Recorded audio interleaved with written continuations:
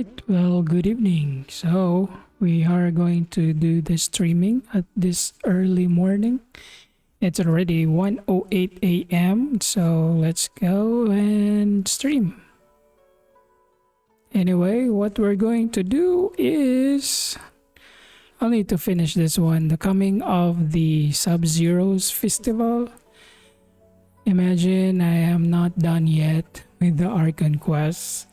So I'm trying to do this like slowly as possible so that I can still have a lot of content on it, because sometimes if you finish everything you will lose all the content, and sometimes you don't want to stream anymore. So yeah, this is good, right? Anyway, let's go ahead and join me. I'll go ahead and do this now. Navigate. Where is this? Osmanthus. Do I need to go here? Alright. We didn't miss the Sabzerus festival, right? Let's hurry and find Dunyarzad. Paimon thinks she must be around the Grand Bazaar, since she showed us around there last time. Alright, so let's go ahead and find Dunyarzad. Dunyarzad. So, where is she? Do I need to go inside?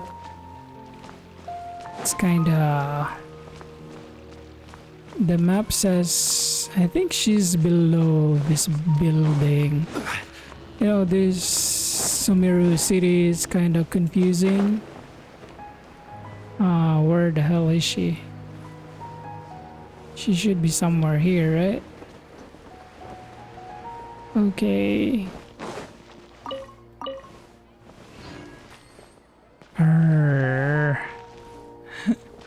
Dude, this is annoying.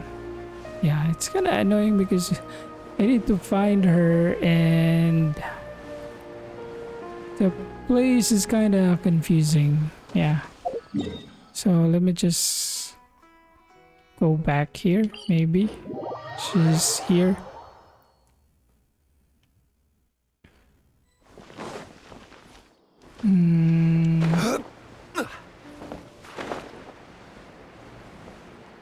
It says 108 meters.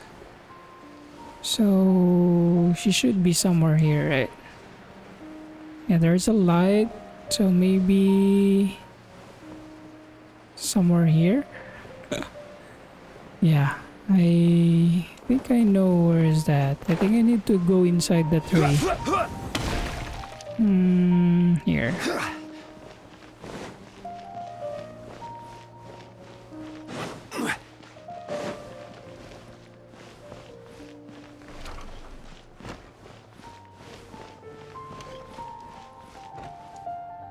All right. There she is! Dunyarzad, we're back! Just as promised, Traveler and Paimon. I'm so glad that you two came back to celebrate Lesser Lord Kusanali's birthday. Alright, well, looks like we made it back in time. Indeed. The festival's tomorrow. We've been preparing for so long that I can't help but feel a little nervous. There's no need to be nervous. Paimon's sure that Lesser Lord Kusanali will feel everyone's gratitude. Thanks, Paimon. I hope that everyone who comes to the festival will also have a good time. Speaking of which, did you manage to make your way to Port Ormos? Discover anything over there? Of course we went. A lot of things happened there. Yep. Unfortunately, we didn't find any new information on Lesser Lord Kusanali. I see. Sounds like you two had another exciting adventure. If there is another chance, I would love to join. My lady, if you went to Port Ormos in your current state, we'd both be in for a lifetime of trouble. Dia! You were eavesdropping! It's called covert protection. Keeping an ear out for what's going on around my employer is part of the job. It's all right, Dia. I merely said I would like to go. I know better than to think my body could handle it. The festival's tomorrow. I've been doing nothing but causing trouble for you. So Dia, please take some time to relax. I'll be fine. Even when you put it that way, it still doesn't feel right.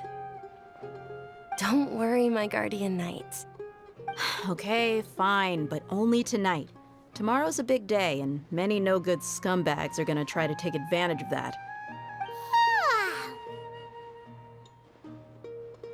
Oh, you two must be exhausted from your long journey back to the city. My apologies for not realizing this sooner. I've already prepared a room for you to rest. Please follow me. Whoa, you're so thoughtful. Paimon's so ready.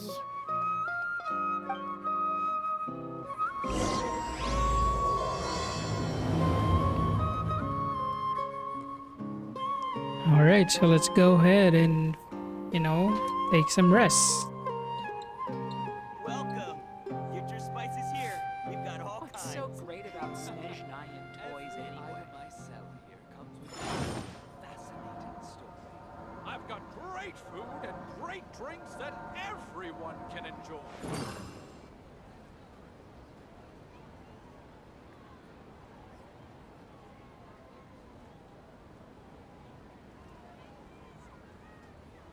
Boats are made for transferring commodities back and forth. And those that come across Liyue tend to stay a while. Great about So it is where many Spices here. things come to We've got settle. all kinds. I've got great food and great drinks that everyone can enjoy. Osmanthus wine tastes the same as I remember. But where are those who share the memory?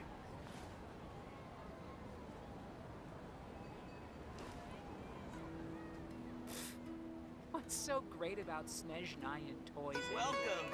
Get your spices here. We've got all kinds.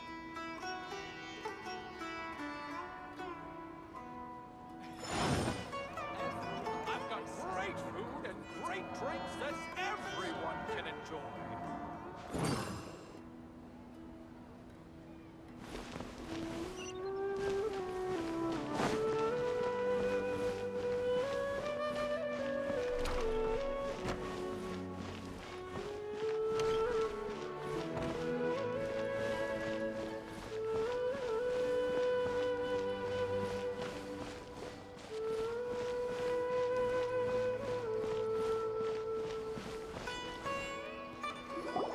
Here we are. It's also fairly close to where I've been staying. It looks really nice.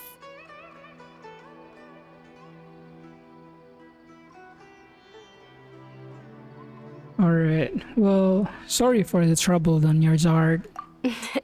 Not at all. Just tell me more about your adventures when you next get the chance. That's Paimon's specialty. Paimon can tell you stories next time. About our plans for tomorrow. Oh, if you don't mind, how about we all walk around together tomorrow? All of my friends will be working the festival, and Dia is still insisting on her covert protection. Yeah. It'll be pretty hard to relax and enjoy the festival if Dia's constantly hovering over you, right? I'll keep you company tomorrow. Then let's meet at the nearby bazaar first thing tomorrow morning. Have a great night. It's a deal. Good night, Dunyarzad. I may be too excited to fall asleep tonight. See you tomorrow. Paimon's starting to really look forward to the Sabzerus festival too. Will there be lots of yummy food? Oh, no. Thinking about food is just gonna keep Paimon up all night. The earlier we sleep, the better. Let's go inside, traveler.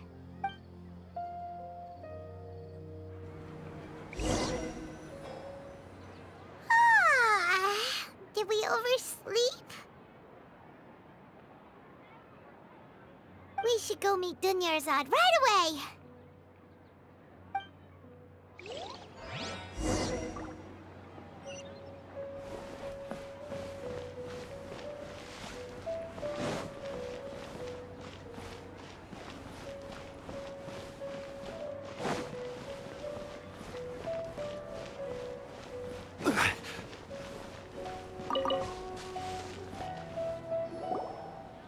Traveler, Paimon, I've been waiting for you two. Good morning, Dunyarzad. We must have overslept a little bit. Not at all. I arrived early. Today is finally here. I must cherish every moment as if it were gold. You've worked so hard for this day. You gotta enjoy it to the fullest. You know it. It's just that, as expected, I had some trouble falling asleep last night. I'm hoping my body won't be too much of an issue today. Well, shall we? Let's start with the stalls over there. Many vendors came out of the blue to support the event, and they insisted on covering costs themselves. Let's go give them some business. They paid for everything out of pocket? Oh, sounds like they're not in this just for the Mora. They all said that contributing to a lively festival atmosphere is more important than money. Especially since we don't often get to celebrate Lesser Lord Kusanali's birthday. Ooh, they're selling food over that way! Let's go. This is a stall offering foods from the Haftmewa feast. Oh, you could tell straight away. I thought most people nowadays wouldn't know. Mushrooms, flowers, and all kind of fruit? It's all vegetarian stuff. Oh, Paimon's a little disappointed. So, what's the Haftmewa feast you mentioned just now? It's another Sabzerus festival tradition. People used to set their tables with 7 different foods. Generally speaking, the most common selections were foods like Rukushifa mushrooms, lunar lotuses, Sumera roses, sunsetias, kapalatas, hara fruits, and zaytun peaches. So, the Sabzerus festival is a vegetarian holiday? You don't have to be a vegetarian to enjoy the spread. We just use the 7 foods to symbolize the 7 virtues of the Dendro Archon. Wait, but if that's the case, if Sumero uses vegetarian food to represent the Dendro Archon, then wouldn't the Pyro Archon's festival be full of food like roasted fowl, juicy meatballs, grilled steak? Oh, Traveler, we have to go to Natlan as soon as possible! I hope your wish comes true one day, Paimon. Thanks! Alright, how about we also check out some of these other stalls?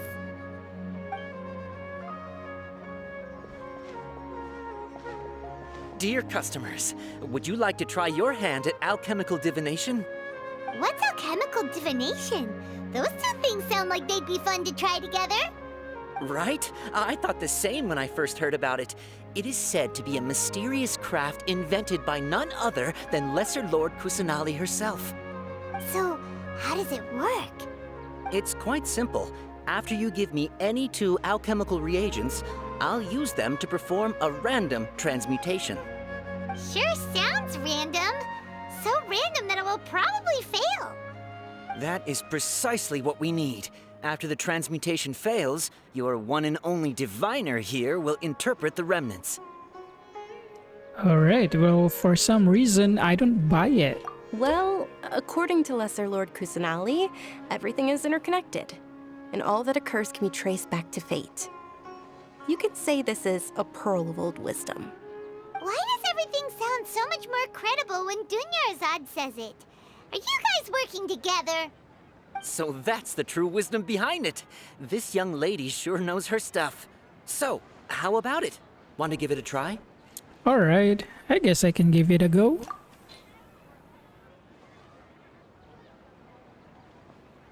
Okay, so what I'm going to give? This one?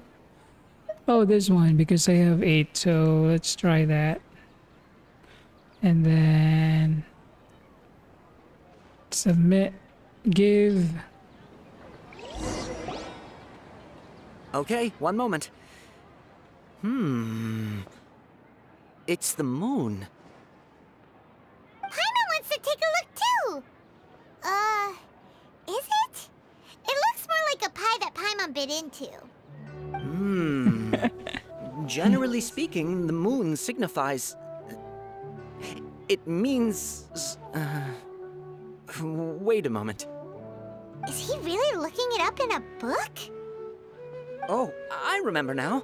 It means illusions and lies. Illusions and lies? That sounds rather ominous. Yes, but this book says that if you trust your intuition and overcome your fears, the sun will surely rise. He's not even trying to hide his book anymore. Naturally, fate will only ever show you the beginning of a journey. It is up to you to forge your own ending. Oh, thank you so much. I'll keep that in mind. Oh, it's nothing. I'm just learning as I go. Guess that was still pretty interesting. Okay, on to the next stall.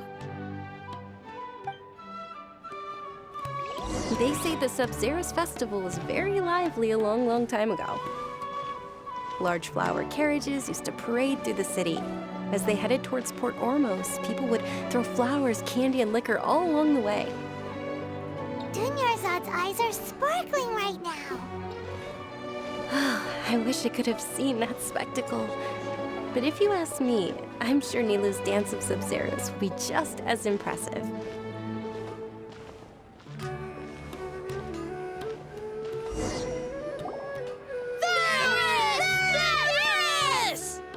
Attention! Soldiers, fall into formation if you want any Yalda candies.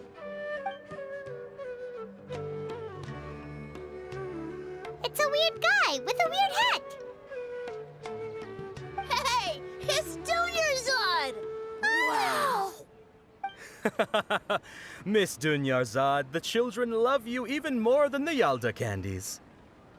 In the few short days it took to prepare for the Sabzerus festival, the children have all grown very fond of you. The Hallowed Knight of Flowers. It's an honor that you know my name. Attention! In the name of Ferris, the Knight of Flowers, I commend you on your contributions to the glorious Sabzerus festival. All right, little soldiers. Take your Yalda candies and don't forget your loyalty to Lesser Lord Kusanali. Dismissed! Yes, Knight Ferris! Just what is going on here? Ferris, the Knight of Flowers, is another Sabzerus festival icon, and one immensely popular with children. In the past, the actor portraying Ferris would also sit on a flower carriage. It's all thanks to Miss Dunyarzad's sponsorship that the children can make such wonderful memories today. As are we to you, Vihar. Oh, not at all. Oh, speaking of tradition, do you want some Yalda candies? They're a festival staple, and I happen to have some boxes readied here. Take a look and pick whichever one you want. Whichever one? Don't these boxes all look the same? That is the fun part. Each box contains a random flavor. It's up to the luck of the draw. Flavors include lavender melon, hara fruit, sunsetia. Ooh, those all sound pretty good. And there's also lizard tail and oni kabuto. Huh? What's up with those two flavors? Oni kabuto is a little spicier than lizard tail.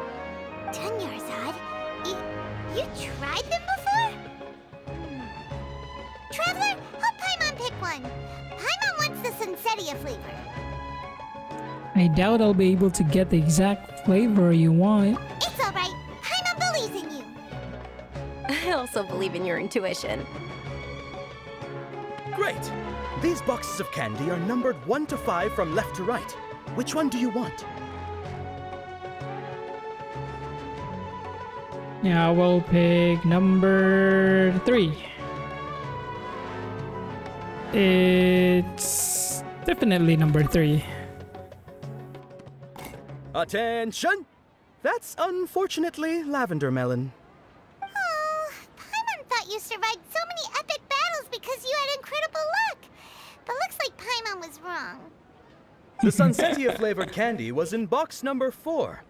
How about this? The most important thing is that everyone has a good time at the festival. So please, take both boxes. Really? Thanks a lot, Knight of Candies. It's Knight of Flowers, not Knight of Candies. Paimon really wilted the carriageless Knight of Flowers. They all basically sound the same. We got our candy, so let's keep going. Oh, actually, I just remembered that I left something behind. Since you're here, can you come with me to get it? Alright, not a problem. Dunyarzad, you probably forgot because you're so excited about the Sabzerus festival. How embarrassing.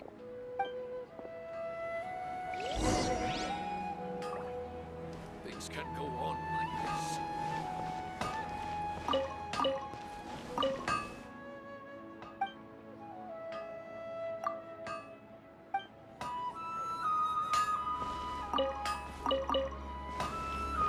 They're trying too hard.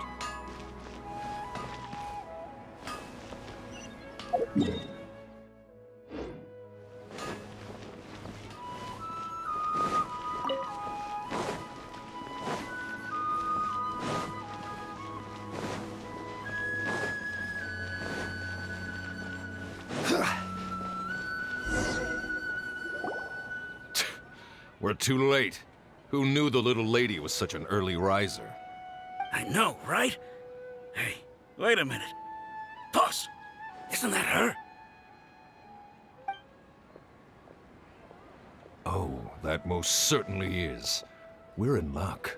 She's walking right into our clutches. Those Eremites don't look like they're up to any good. Who are you? I don't believe the Homayanis hired you. That's right. We haven't received any of their Mora, but I wonder how much the Homayanis would shell out to get you back. They're a gang of kidnappers! Traveler, hurry and protect Dunyarzad! Alright, we'll be fine. Hey, did you scumbags even consider that the Homayanis might have hired a merc that outclasses you? You're... Dia! Dia the Flame Main! No wonder we mercs haven't heard anything about you for so long. You sold your unruly mane to the highest bidder. Don't speak so disrespectfully. My family started working with her as gratitude for her past kindness to us. Don't worry about it, my lady. Just some friendly banter between mercs. One punch and those rabid dogs will expose themselves for what they really are. Aren't your claws all dull by now? Don't get too cocky! Traveler, take Miss Dunyarzad to a safe location. No, we're gonna stay and help. There's too many of them. We can't guarantee anyone's safety here. You're right. All right, fine. Please be careful, Dia. Don't waste your time worrying about me. This is my job. Look out for yourself. After I've wiped the floor with them, I'll go find you all.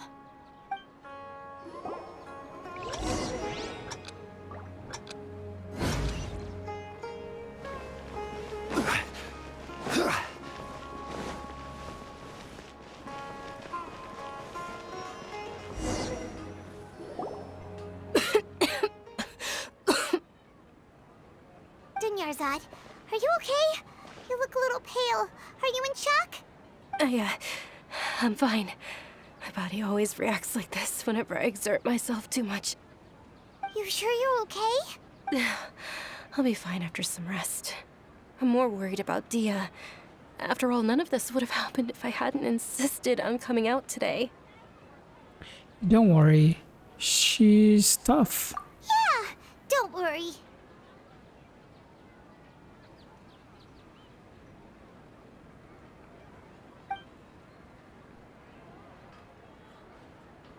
My lady, Traveler, found ya. Dia! You took care of them so fast! Any more of them? Or rather, did anyone follow you? No, I just checked. Dia, your arm. Oh, this? I'm fine. It's just a scratch. Normally, they wouldn't have been able to land a hit on me at all, but I'm still getting used to this new greatsword. Please, let me take a closer look. Come on, it's nothing. Us mercs aren't as fragile as you think. Hold on, you said something about a new greatsword. What happened to the one you were using before? About that. Well, I sold it, because I was low on Mora. Stuff like this happens every now and then. It can't be. The anonymous donation that was used for the venue's final round of preparations?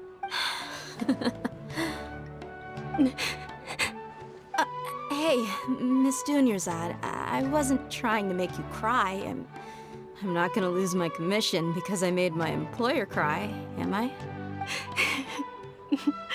Okay, making your employer cry won't affect your commission, but selling your weapon without permission and getting hurt? I'll have to reevaluate your performance. You're so unreasonable, my lady. Thank you very much, Dia. Don't be like that. I get embarrassed really easily. Are you feeling unwell again, Dunyarzad? My lady, your condition. Traveler, can you take her somewhere to rest? I'll look around the area to make sure we're safe from an ambush. All right. No problem. Truly, I'm sorry for the trouble, everyone.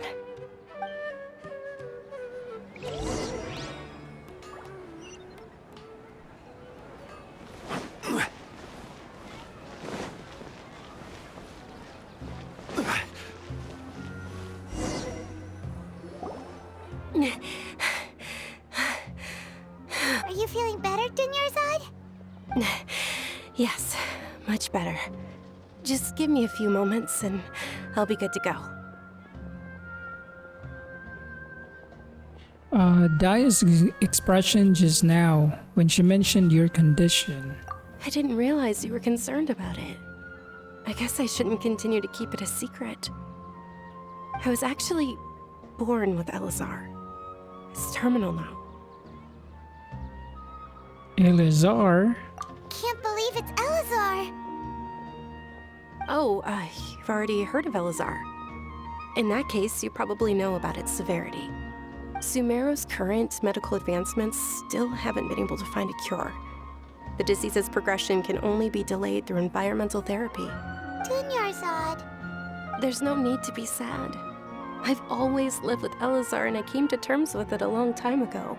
Compared to the simple fact that I'm afflicted with this, its effects on my life have been much more painful. I know that my family loves me dearly. They've done all they can to provide the best environment for me so that I can live for that much longer. However, I know I will one day succumb to this. Did you know? Before I ran away from home this time, the world outside of my home didn't even know that I existed. Since I was a child, all I could do was sit on my bed and stare at everything outside of my window. I'm sure my family's worried and disappointed in me for running away, but I just didn't want to have any regrets. I wanted to meet other people. To me, there's nothing more beautiful than being able to meet and speak with others. Not to mention the incredible time spent preparing for the festival. The joy on everyone's faces here, and all the support I've received from friends like Dia. This way, when my final day does arrive, it will be less sorrowful. At the very least, many people will remember that I once existed in this world, right? Yes, I will remember you. As long as you don't forget Paimon, Paimon also won't forget about you. No, even if you forget Paimon, Paimon will still remember you. Thank you two so much. I apologize for the depressing conversation. This is out of character for me. To be honest, Lesser Lord Kusanali gave me the courage to do all of this. If it weren't for her encouragement, I wouldn't have taken that first step. You're the one who has remained resolute in the face of your illness. Thanks. There will always be frustrations in life, but I know that the point of living is not to leave behind any regrets. That's a wonderful mindset. Oh, right. Isn't it almost time? Huh? Almost time for what? Isn't the dance of Sabzerus about to begin? It's the part of the festival that I've been looking forward to the most. Nilu will recreate that legendary scene with her most splendid dancing. And the Sabzerus festival will conclude amid everyone's applause and blessings. And with that, my wish will also... Then what are we waiting for? Let's go to the stage! Yeah, we should still make it in time.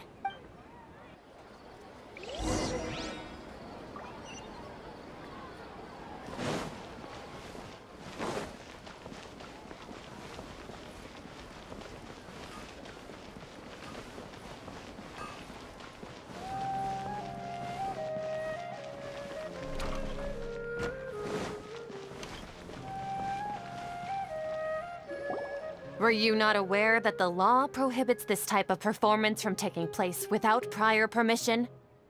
Over there! Someone's yelling at Nilu! I think I just saw the Academia's Grand Sage.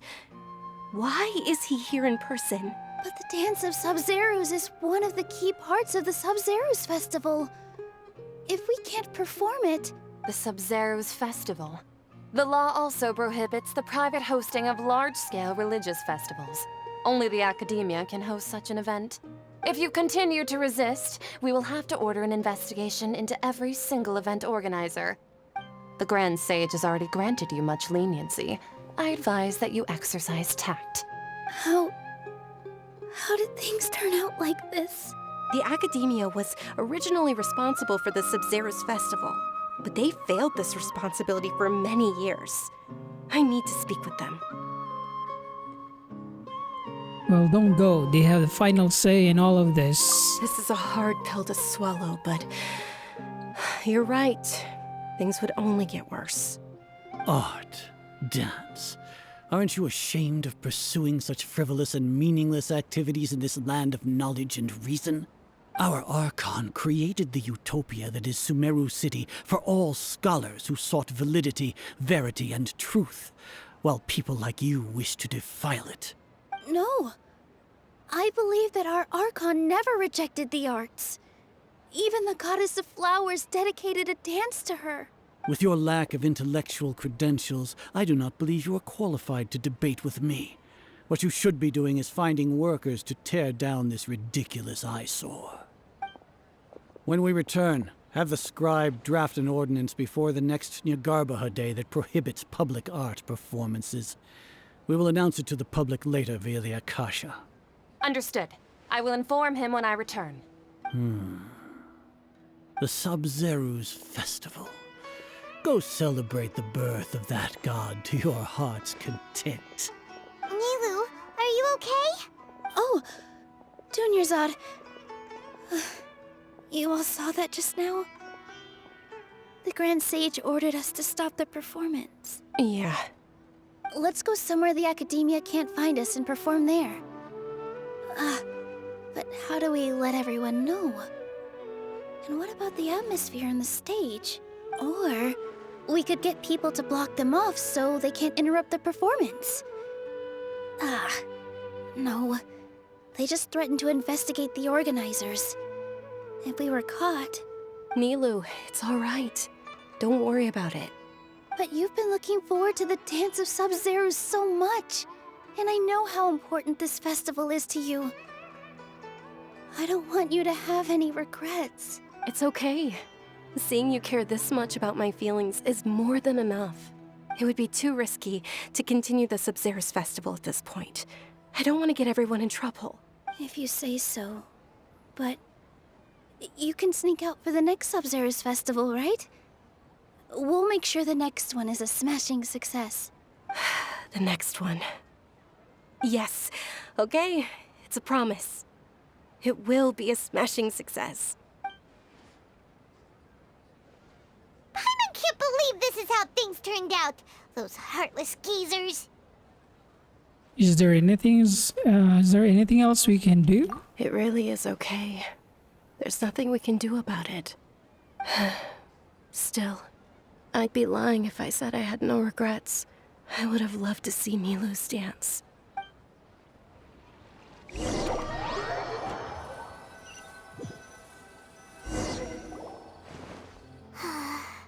A lot happened today. It's a shame the festival ended the way it did. Nilu and Dunyarzad promised to make the next Sabzerus festival a success, but Dunyarzad is running out of time. I'm sure she knows that very well. Yeah.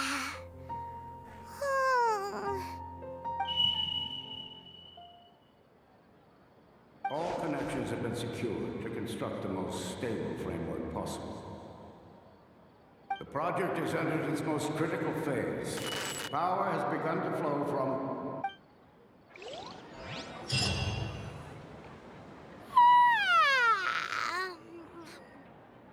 Oh, we're gonna be late! It's all because you wouldn't get out of bed! We should go meet Dunyarzad right away!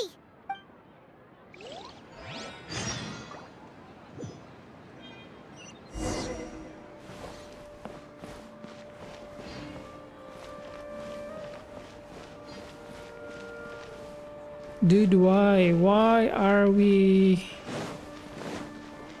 Hey, nibalik lagi ta. Good morning, Dunyarzad. Sorry we're late. Not at all. I arrived early. You seem kinda tired. Did you not get enough sleep? I'm doing well. There's no need to worry. Shall we go? Let's start with the stalls over there. Sure! Traveler? Why are you just standing there? What?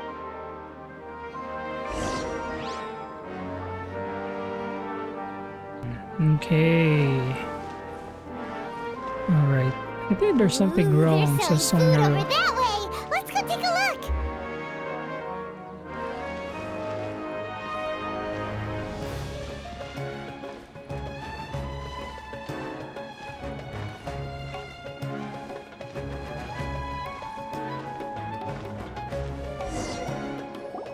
This is a stall offering foods from the Haftmewa feast. You are quite So I need to go back well-informed, again? miss. I thought most people nowadays wouldn't know. They're all plants! Oh, Paimon's a little disappointed. Actually, what is the Haftmewa feast you mentioned just now? It's one of the Sabzerus festival's traditions. People used to set their tables with 7 different foods to symbolize the 7 virtues of the Dendroarchon. Something feels really familiar, huh? Remnants appear to be in the form of the moon. Really? Paimon thought it looked like some kind of food. The moon signifies... It's escaping me for now. Wait a moment. Is he really looking it up in a book? Oh, right. It means illusions and lies. But if you trust your intuition and overcome your fears, the sun will surely rise. Yep. I feel like I've heard this before. Or is this a déjà vu? Understood. I'll keep that in mind. Oh, it's nothing. I'm just learning as I go. Guess that was still pretty interesting. Okay, on to the next stall. So, where to next?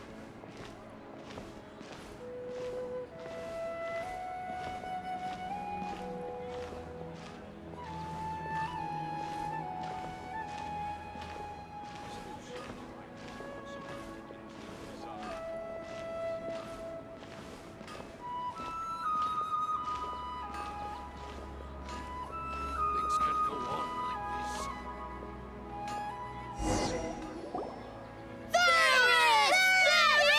All right, soldiers. Now that you have your Yalda candies, don't forget your loyalty to Lesser Lord Kusanali. Dismissed. Yes, Knight Ferris! What's going on? Is this a play?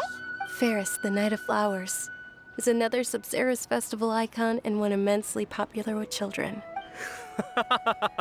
It's all thanks to Miss Dunyarzad's sponsorship that the children can meet the Knight of Flowers. Oh, do you want some Yalda candies? I happen to have some boxes ready here.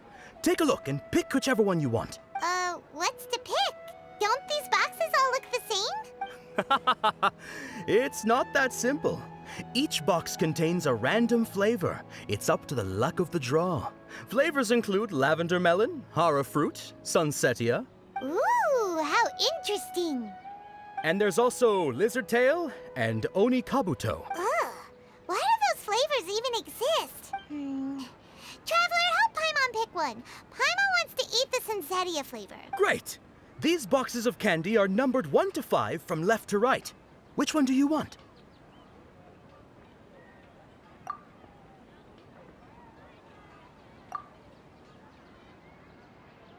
Ah, excellently chosen. Number 4 is indeed Sunsetia. Ha! Paimon bet you had incredible luck, and Paimon was right! That just now. I don't think that was luck.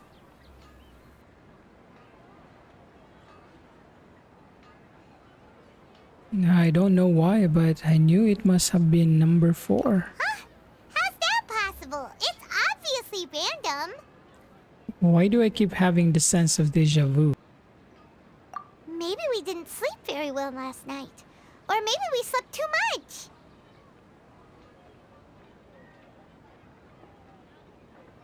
I'm sorry, Dunyarzad, but I need to leave for a moment. Oh, sure. Huh?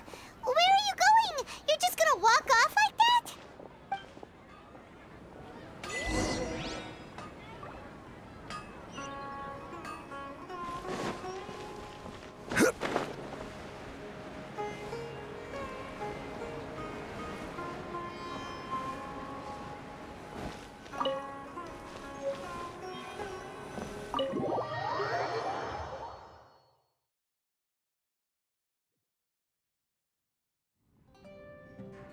A feeling of deja vu? Oh, Paimon knows what that is. It's when you feel like you've already experienced whatever is going on. In that case, Paimon also felt something like that today. But that's just our brains playing tricks on us, isn't it? So why'd you run here in such a hurry? I want to do something I normally never would. So that's it! You're intentionally doing things you usually wouldn't and seeing if you still get that same feeling of deja vu. Welcome, you two. Are you here for lunch? What would you like to eat? 1 coconut charcoal cake, please. Got it. You don't look like you're from these parts, but I gotta say, you've got good taste. I'll give this order to the kitchen. Coconut charcoal cake? Isn't it that burned thing that didn't look tasty at all? Oh, Paimon understands what you're trying to do now. You'd never normally order something like this.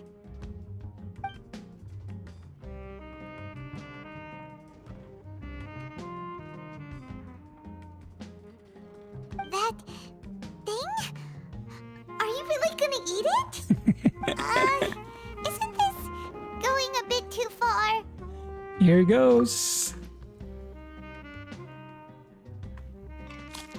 How was it? The look on your face is telling Paimon that it tasted awful. No, it actually tasted really good. Then, you mean... This flavor. That's impossible! We were just talking about how gross it looked! So, would this be a case of taste bud deja vu? Taste bud deja vu. I couldn't get rid of it after all. Paimon also gets the impression that we've been here many times, even though we aren't regulars. How about we go out again and try something else?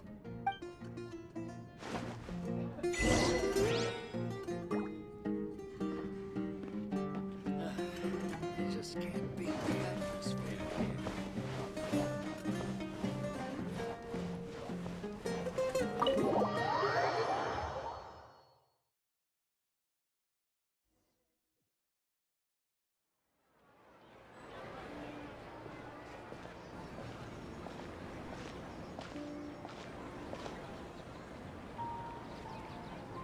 Hey! Dunyarzad is sitting by herself on that bench over there.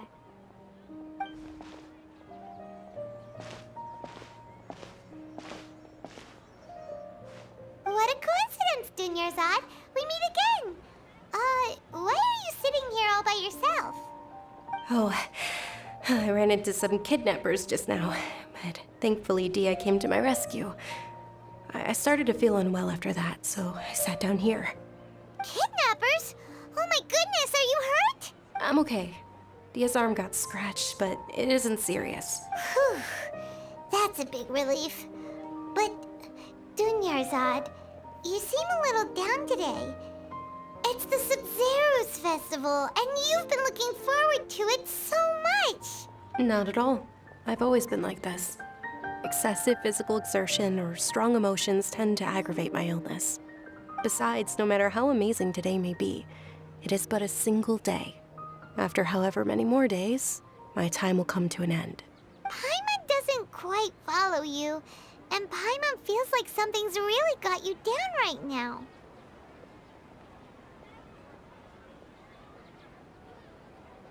I'm so sorry for leaving you behind earlier. It really is fine. I don't mind.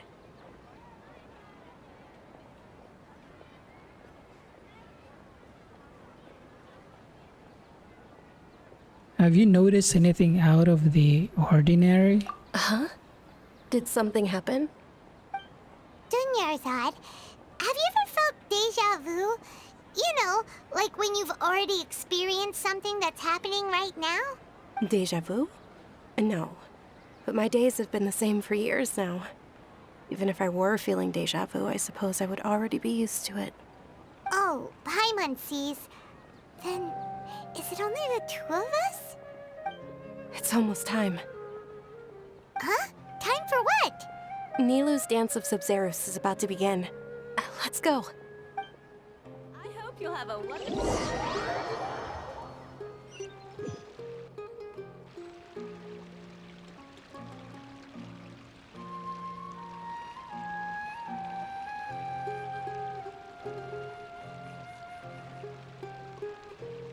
With your lack of intellectual credentials, I do not believe you are qualified to debate with me. What you should be doing is finding workers to tear down this ridiculous eyesore. When we return, have the scribe draft an ordinance before the next Nyagarbaha Day that prohibits public art performances. We will publicly announce it later through the Akasha. Understood. I will inform him when I return. The Sabzerus Festival.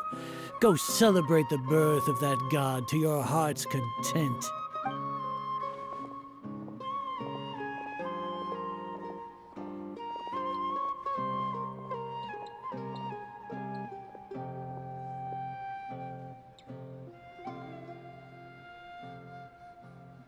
Nilu, are you okay?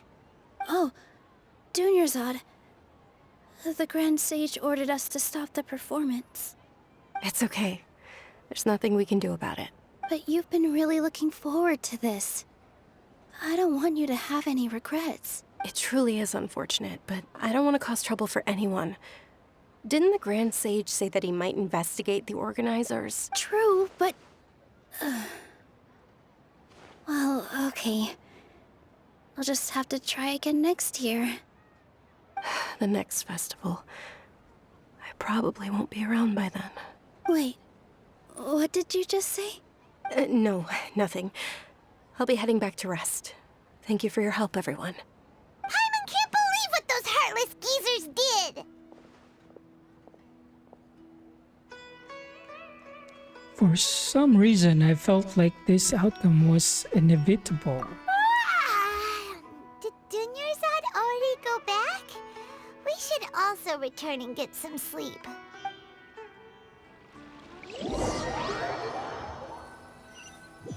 Please don't tell me we need to go back again. So, in the end, you still couldn't figure out what that deja vu feeling was all about? Maybe it really was because of exhaustion. I'm feeling pretty groggy. Same here.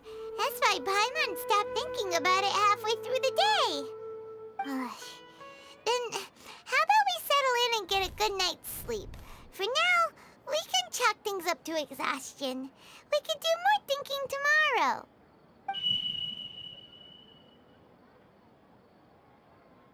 Observing a modest drop in the output of Jnana energy, but values still remain within normal parameters.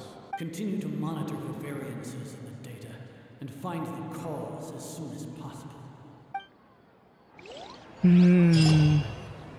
Alright, is this an experiment? Why does Paimon feel so tired after so much sleep? Anyway, we should go meet Dunyarzad right away.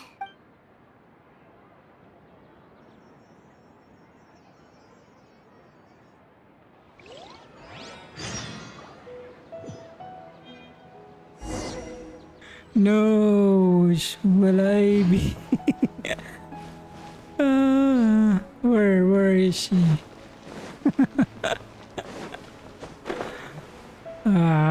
This is so tiring. No way.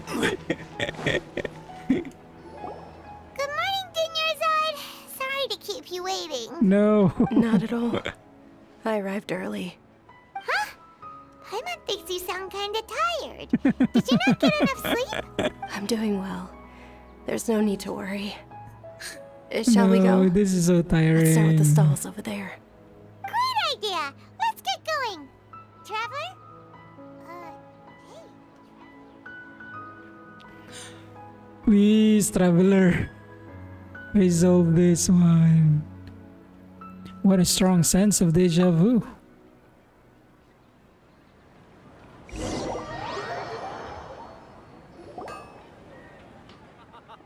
It's all thanks to Miss Dunyarzad's sponsorship that the children can enjoy the Sabzerus festival. Please. Oh, are you interested in Yalda candies? I have some boxes of candy here. Pick whichever one you want. Not much of a choice. All these boxes look the same.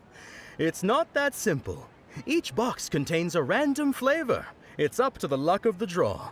Flavors include lavender melon, hara fruit, sunsetia. They all sound pretty tasty. And there's also lizard tail and oni kabuto. Huh? What were those last two? She'll help me choose. Paimon wants to eat the sunsetia flavor. No problem. These boxes of candy are numbered 1 to 5 from left to right. Which one do you want? No.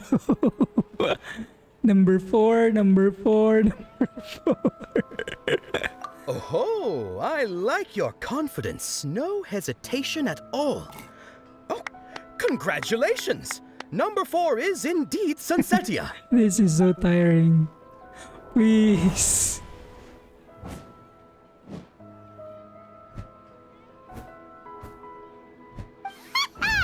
Paimon knew she always had incredible luck.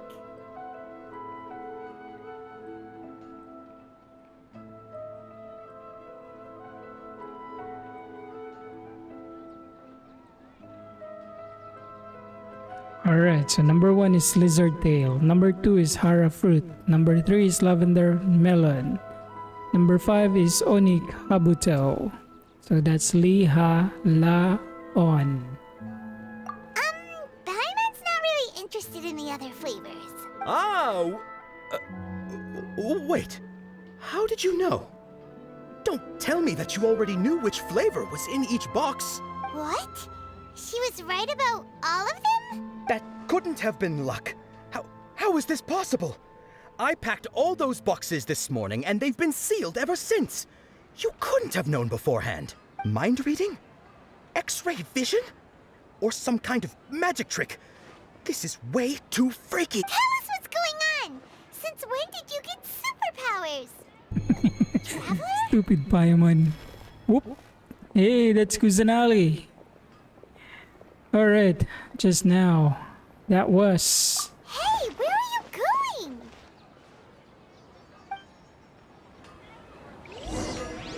What's going on? Did you see something? Us leaving Dunyarzad without letting her know is kinda rude, you know.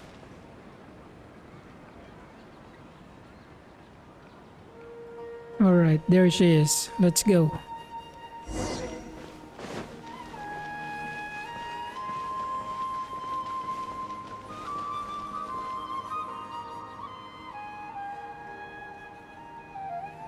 Alright, let's go. Follow.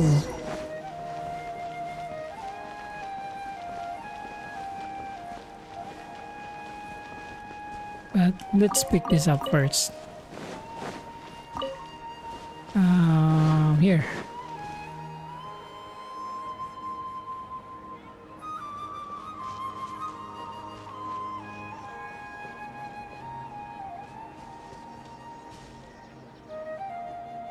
What are you looking for? Why did we come here?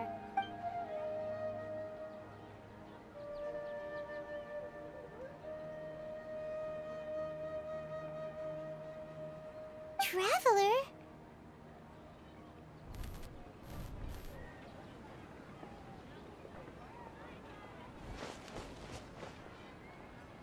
Alright, over there. That's...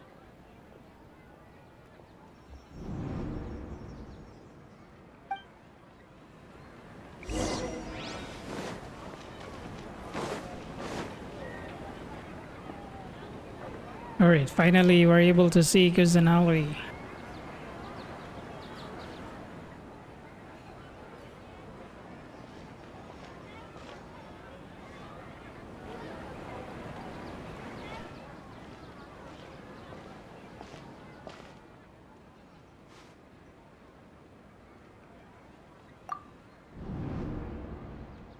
Look!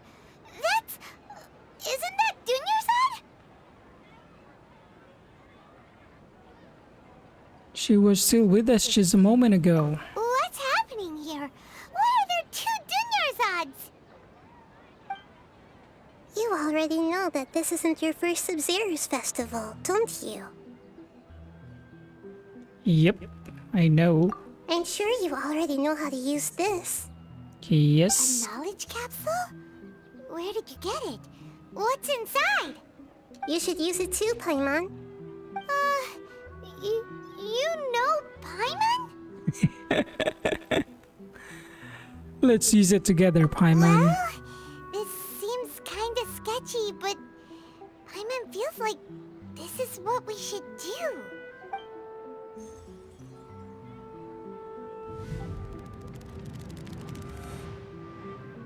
Oh, what the? So many days worth of memories. This is our 20th time at the Sabzerus festival? Huh? No. The 30th? 40th? Just how many times have we been to the Sabzerus festival? Have we been trapped in a single day? If it weren't for you, we wouldn't have even realized. What the heck was inside that knowledge capsule? Your memories are still scrambled? Try your best to remember. This isn't the first time we've met, and I answered that question a long time ago. Let Paimon think. Oh, it's coming back. Meeting you was the real catalyst for restoring our memories, and the knowledge capsule was just your means of showing our minds the way. What about everyone else? Why are you only helping the two of us? Your sense of deja vu is stronger than everyone else's, yes? As for an explanation, you two received the blessing of Dendro. And you also have special, sensitive constitutions. Yep. It was as if a single sheet of paper was separating those memories from your consciousness. Okay. So what's wrong with Dunyarzad over there? A familiar question.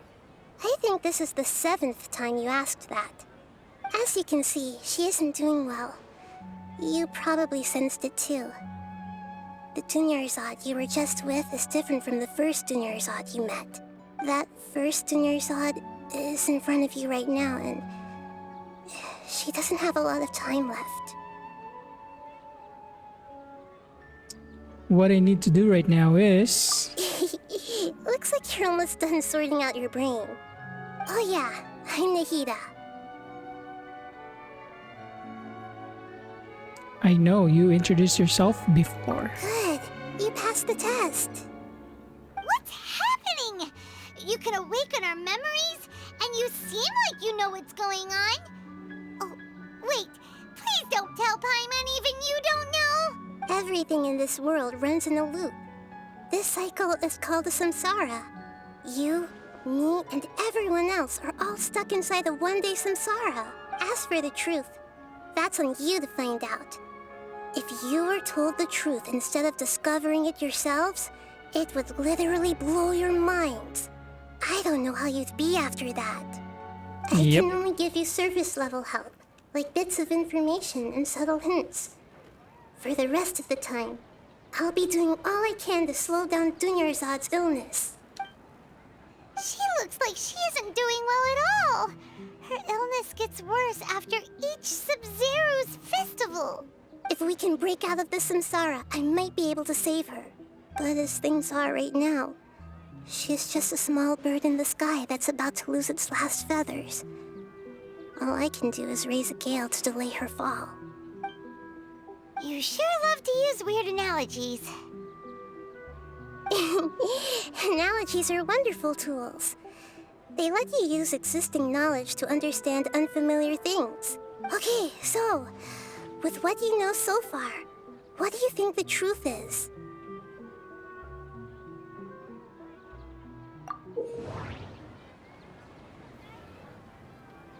When you enter a state of contemplation, you can choose any text entry to interpret it. This interpretation process involves analysis of the text entry and may yield new entries. Once interpreted, you may submit that text as a conclusion. Some text entries can be associated with one another once interpreted. Select Associate to choose the other text entry, then select Trigger Association. You can gain new text entries by performing accurate associations. If one of the text entries on the current page can be used as a conclusion, then select that entry before choosing Submit Conclusion. Man, this is crazy. I don't like this. The Sabzerus Festival, Samsara, Grand Sage Speech, Alchemical Divination Results, Deja Vu, Abnormal Mental Fatigue.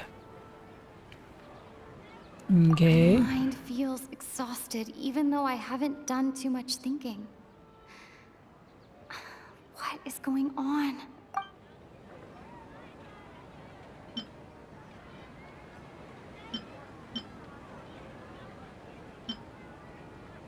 We've already experienced the Sabzerus festival many times, and the day of the festival seems to be in a perpetual samsara.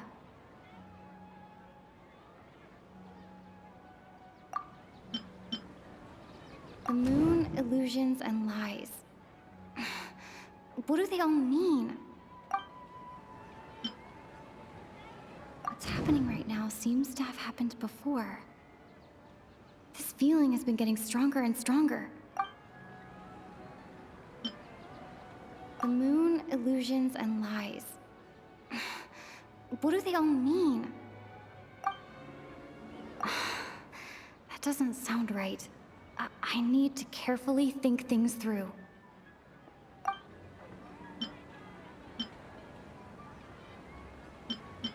What's happening right now seems to have happened before. This feeling has been getting stronger and stronger.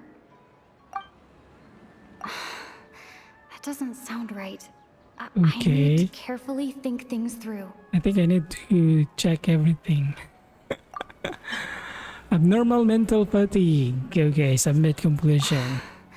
That doesn't sound right. I need to carefully think things through. Let's go with the Grand Sage's speech. Grand Sage said, "Go celebrate the birth of that god to your heart's content." Did he mean something more? That doesn't sound right. I need to carefully think things through.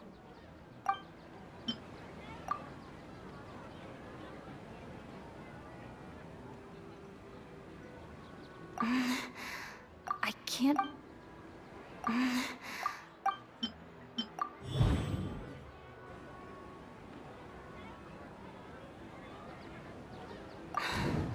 That should be it. The flow of time is endlessly cycling within one single day. A time loop. You've given similarly wrong answers in the past. A pity. Still the wrong answer? Paimon thought that made a lot of sense. It feels like time's just repeating itself. A simple time loop can't explain some of the phenomena. You two are still missing a lot of information. Unfortunately, I can't give you any more hints. Dunyarzad. The Sabzerus festival is happening every day, but that doesn't mean we can waste an infinite amount of them. Hurry and find the truth before today's festival ends.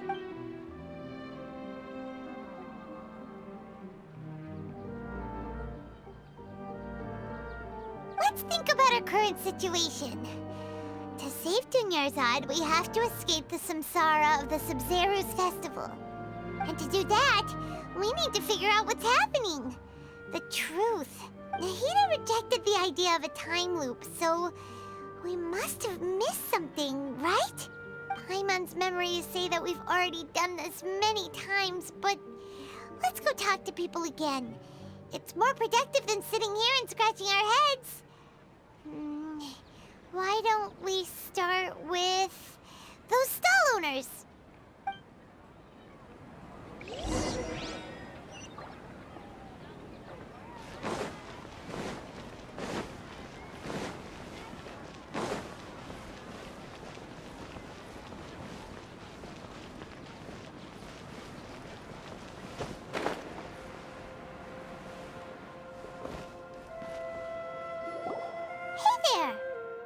Hey, it's you guys again. Where's your cultured friend? She's feeling a little unwell. I see. Did you come back to buy something? I guarantee the freshness of my products. I harvested them from the forest just yesterday. Have you felt anything strange lately? Huh? What brought this about? I hurried back from the forest yesterday, and I'm selling produce here today. I haven't felt anything strange. To put it another way, if you really think about it, was yesterday truly yesterday? Did you actually come back from the forest yesterday? What kind of philosophical nonsense is this? Are you two daydreaming? Didn't you know that no one dreams in Sumeru? Go somewhere else if you want to find someone to daydream with. He actually has a point. Is this a dream? Is everyone dreaming? Alright, remember what he said just now. True. It's so weird that people here don't dream. Why is that? Anyway, if this all really were just a dream, we would have woken up a long time ago. Let's keep asking around.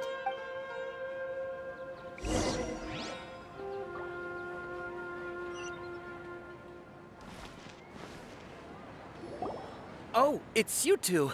Was my divination so accurate that you felt compelled to compliment me in person?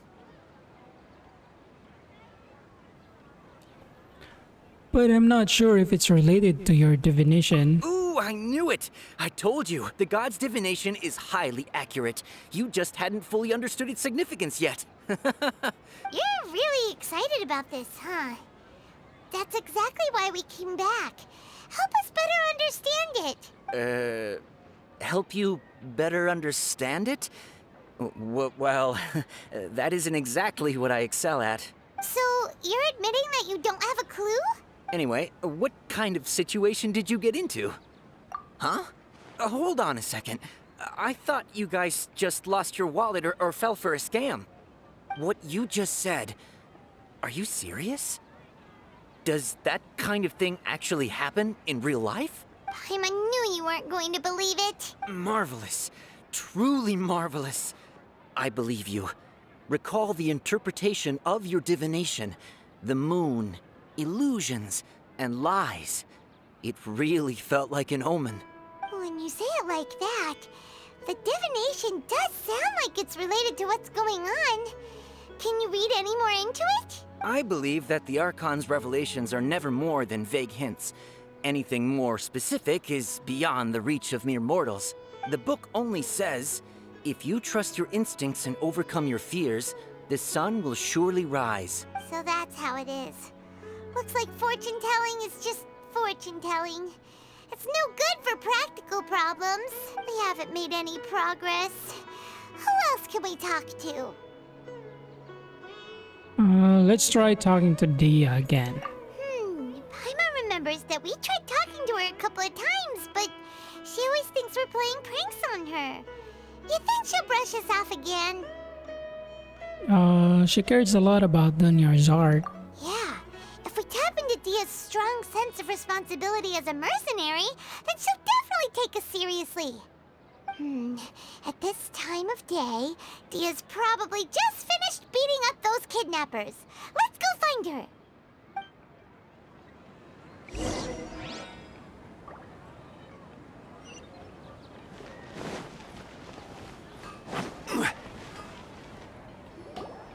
I'm fine, my lady. It's just a scratch.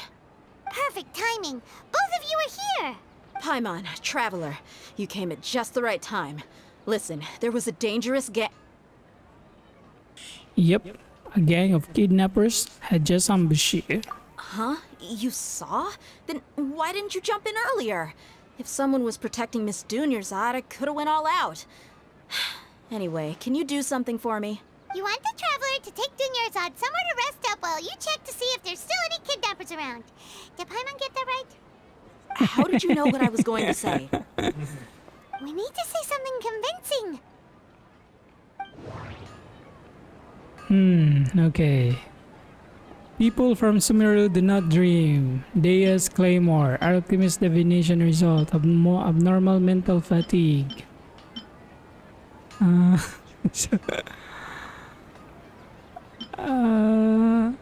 sold her greatsword to raise additional funds. And then she was injured because she wasn't used to her new weapon. Tell her, Traveler! You got injured because you aren't used to your current great sword. I didn't tell anyone about that. Including Miss Dunyarzad. You couldn't have known. And just now, you literally took the words right out of my mouth. What's going on? All right, so this is the situation. It's kinda hard to believe what you just told me. First, let me make something clear. Most of us desert dwellers might not be the scholarly type, but we do have basic common sense. Haven't you noticed something off about Dunyarzad? She's quieter than usual. Uninterested in anything and really gloomy. Yeah, she isn't the same as before, but her parents said that this is how she was like at first. Huh? At first? I don't quite understand what you're all talking about. I'll go rest on the bench over there. My lady, are you angry? Alright, come with me. I'll show you some evidence. Alright, I'll give you the benefit of the doubt since you knew about my greatsword. Let's make this a quick trip. Miss Dunyarzad isn't completely safe here.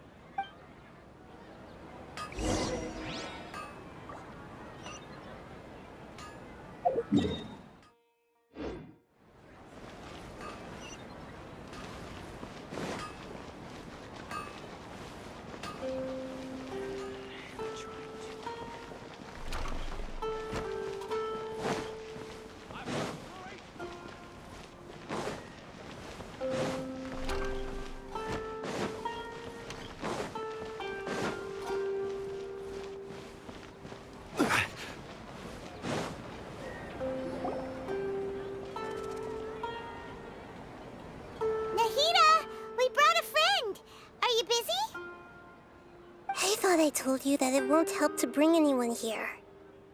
We just wanted her to see the real Dunyarzad's condition. The real Dunyarzad? Where and who are you talking to? So, okay. I told you that you two are special. Other people can't see me or Miss Dunyarzad here.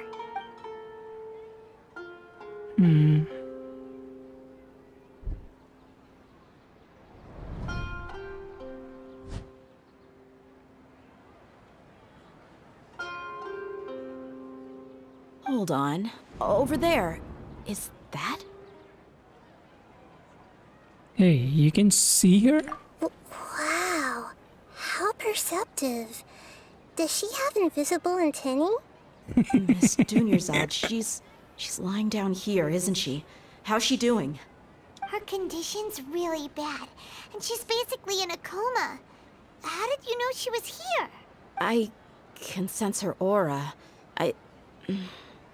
There are also lingering feelings of something like regret or disappointment. What happened? Do you believe us now? The Sabzerus festival has been repeating itself. So, you think the sages are behind this? Yeah, they've always been against us. Wouldn't surprise me if they're using the Akasha to intentionally repeat the Sabzerus festival as a sick joke. You have a point. Aside from the Dendro Archon, the Academia's sages are the only ones in Sumeru who could pull off something like this. Maybe there's more to the Akasha than we know. Alright, Nahida, can you tell us anything about the Akasha? Right! Didn't you awaken our memories using something that looked like a knowledge capsule? That means you must know something about the Akasha! The Akasha relies on the power of a gnosis to operate, as it is the manifestation of the God of Wisdom's power. It compiles the wisdom of the entire populace, and it grants knowledge to the people. A gnosis could do that? No wonder the Akasha is so magical.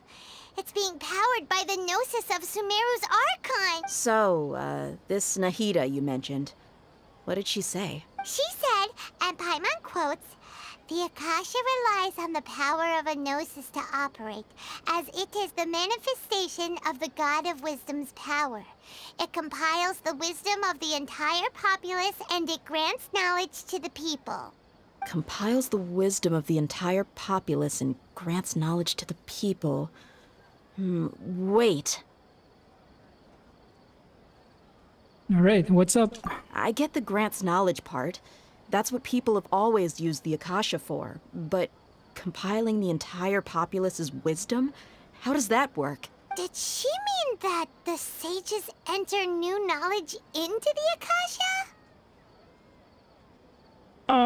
Most information in the Akasha comes from Erminso. Oh, yeah. That sounds about right. What do you think?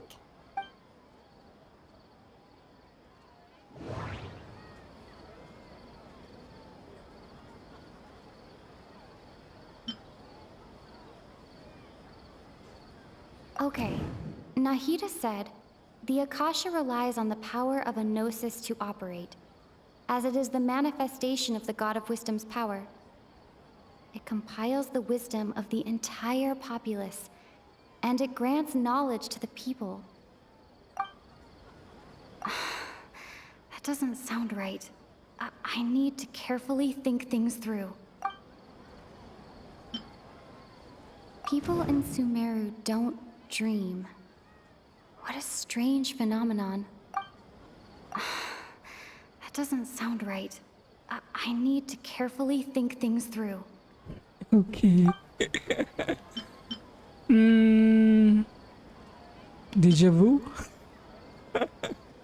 Abnormal mental fatigue. Let's do that. Feels exhausted even though I haven't done too much thinking. What is going on? You mean the Akasha is causing our mental fatigue? Huh. Now that I think about it, my head's been feeling unusually heavy. When the desert dwellers set off on their quest for knowledge, a sage once said, "Knowledge always comes at a price." Compiling the entire country's knowledge. You think the Akasha pulled a 180 and is extracting information from us? But how would it do that? Who knows? The Akasha can put knowledge into our heads, so who's to say that it can't also poke around in there? We don't know any specifics. What's the point of doing something like that? Just think about it. If you could combine the knowledge of every single person in Sumeru, then you can basically turn Sumeru City into a single massive brain. This hive mind could make breakthroughs in problems that even the smartest geniuses can't crack. An excellent deduction. And the analogy comparing Sumeru City to a massive brain? I love it. In that case, we should take off our Akasha terminals right away. Maybe that'll solve this problem. It's worth a shot. Yeah, I was only wearing this for show in the first place. Didn't expect the sages to cook up such a conspiracy. Mark my words, when this is over, I'm getting evidence and exposing this whole thing to the public. How does everyone feel?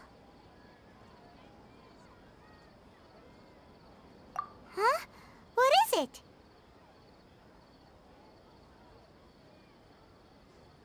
Oh, that! Paimon knows what you're talking about. It's a single soft beep that sounds like it's coming from the Akasha terminal. The sound of a beep. Could it be a prompt tone for when the Akasha is operating?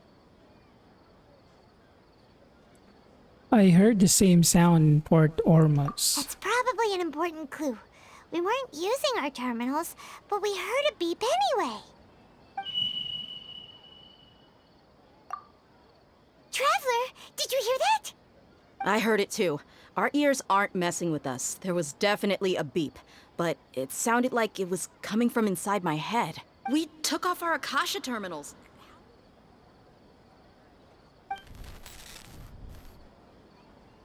They go back again. Exceeded its expected length. At this rate, there may be casualties. But we cannot lose all of our progress.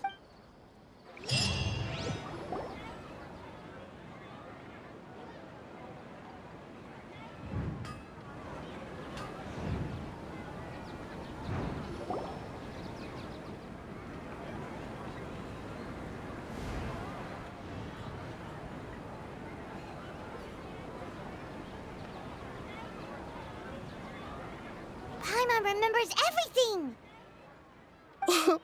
Good. You adapted quickly this time. We definitely took off our Akasha terminals last night, but we still heard that beep. Why's that?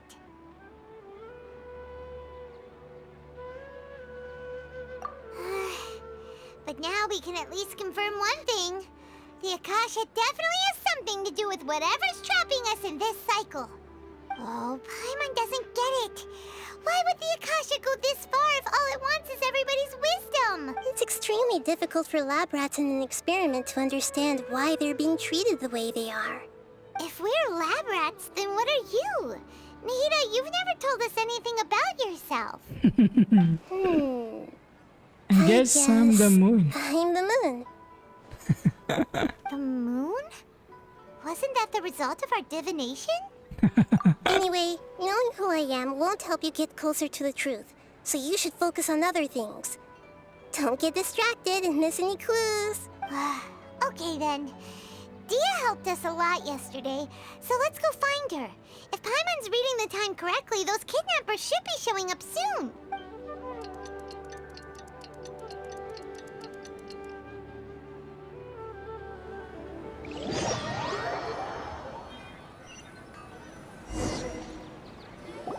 Ah, there you are. I've already taken care of those kidnappers. My lady, did you get hurt?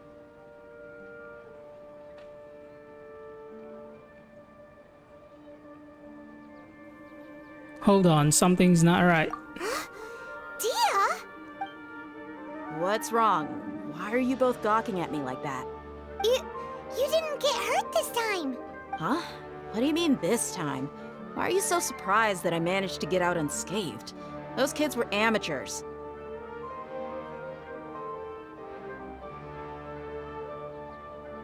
Aren't you still getting used to your new greatsword? Shh! How did you know about my greatsword? I haven't told anyone about it. Please, don't tell Miss Dunyarzad. So Dia's lost her memories after all. During your battle... Anything strange? You already know that I got a new greatsword. If I had to say something, it's weird how such a new weapon could feel so familiar. It's as if I've already used it to fight a countless number of battles. You're saying that although you don't remember using it, your body feels like it does? That's right. Both mercenaries and warriors heavily rely on muscle memory. Only knowing the theory of battle won't get you anywhere. Traveler, what do you think? Could it be because we removed our Akasha terminals? Yeah! Paimon's feeling really hopeful. Is it possible that we have already broken free? Oh, you're right! Earlier in the Samsara, something like this would have never happened. We'll know for sure at the end of the day. I have no clue what you two are talking about, but it's still dangerous here, so... So you want us to take Dunyarzad somewhere else to rest while you check if there are still more kidnappers around, right? How did you know what I was gonna say? Can you read minds? Forget it. Go and do your thing.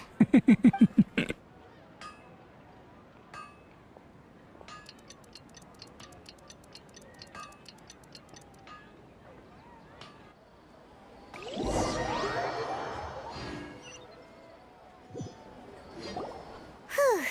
It's finally nighttime.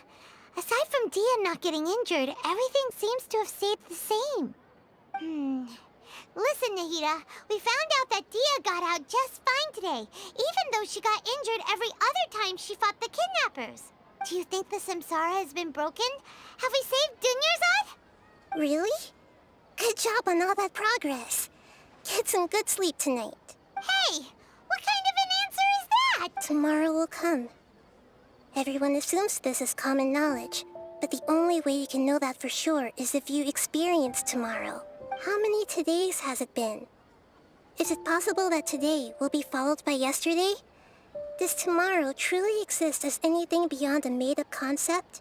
It's even possible that this entire world is a lie, and the history of the whole world has just been one endless Sabzerus festival. Okay, no more. Paimon's brain is already shut down. That's why it makes no sense to waste your energy thinking about things you will learn tomorrow. Get some good rest. You know, use the bathroom and flush your anxiety dookie away. Huh? Hold on, what did you just say? Did Paimon hear you correctly? Huh? People always say they feel a sense of relief after they take a duk-duk. That's why I suggested you could try that. Is that so strange? It's so strange and so against common sense that Paimon's at a loss for words. You were sounding kind of smart just a minute ago. We're going to get some rest. Yeah. Even though it's happy and lively at the Sabzerus festival every day, it feels like it's been a long time since we've really gotten to relax. Let's go back to our room. Continue the harvest. Compared to what we stand to achieve, these sacrifices are trivial.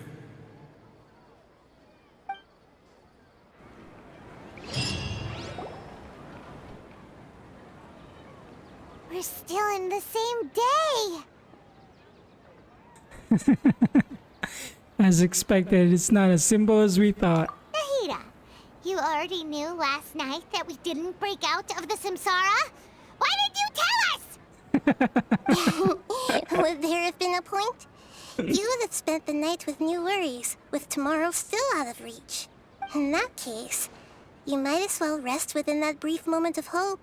An opportunity like that doesn't come by often, and I thought it might help you clear your minds. Paimon thought the Duke did that! Whatever. Guess you were looking out for us after all. Of course. In the time we've been together, you two have been everything to me. Paimon's flattered and everything, but maybe you're taking things a little fast. What I mean is, even though I had asked you to solve this puzzle, you two are still the only ones who can see me and sense my presence. In other words, if you weren't here, I may as well not exist. That's why you two have been everything to me. Get it? Nahida's talking about confusing stuff again. Anyway, that's enough chit-chat. So, Traveler, did the new clues yesterday help you gain a new understanding of the situation? Okay, the time loop theory is indeed incorrect. Huh? Why are you scrapping your previous theory? Daya's fighting skills have been improving. Oh yeah, you're right! Gosh, how did we not notice that? In a simple time loop, people's physical conditions should also reset. So, what's your new hypothesis? Alchemical divination result. Bodily memories, Akasha sound, information on Sabzerus Festival. Okay, bodily memories. Mercenaries rely heavily on muscle memory. And Dia was able to use her experiences to avoid injury in later samsara cycles.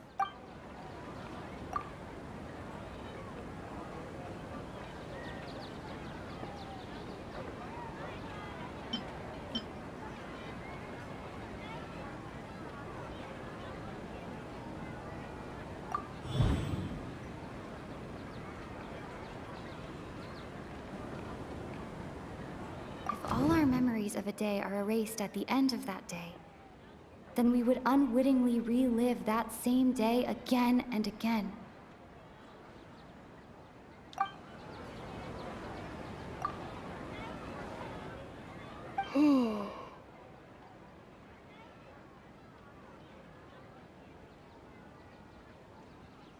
Alright, so we aren't in a time loop. Instead, our memories are being erased at the end of each day. Oh! Then the beep we hear every night could just be indicating the deletion of our memories! That's why, when we wake up, everyone thinks the Sabzerus festival hasn't happened yet! It's already the next day, but everyone still thinks it's the day before! But muscle memory can't be erased. That's why Dia has been getting better at using her greatsword. Now everything makes sense! A brilliant deduction. Nahida, tell us if we're right or wrong. To put it simply, it's as if you've mistaken a pyrocrystal fly for a firefly in the night. You lost sight of its true nature because you focused too much on your perception that it glows. That isn't simple at all! Alright, still the wrong conclusion, huh? Why don't you go talk to Miss Dia again? You might learn something new. Right! She did help us find our latest clue after all. Let's go!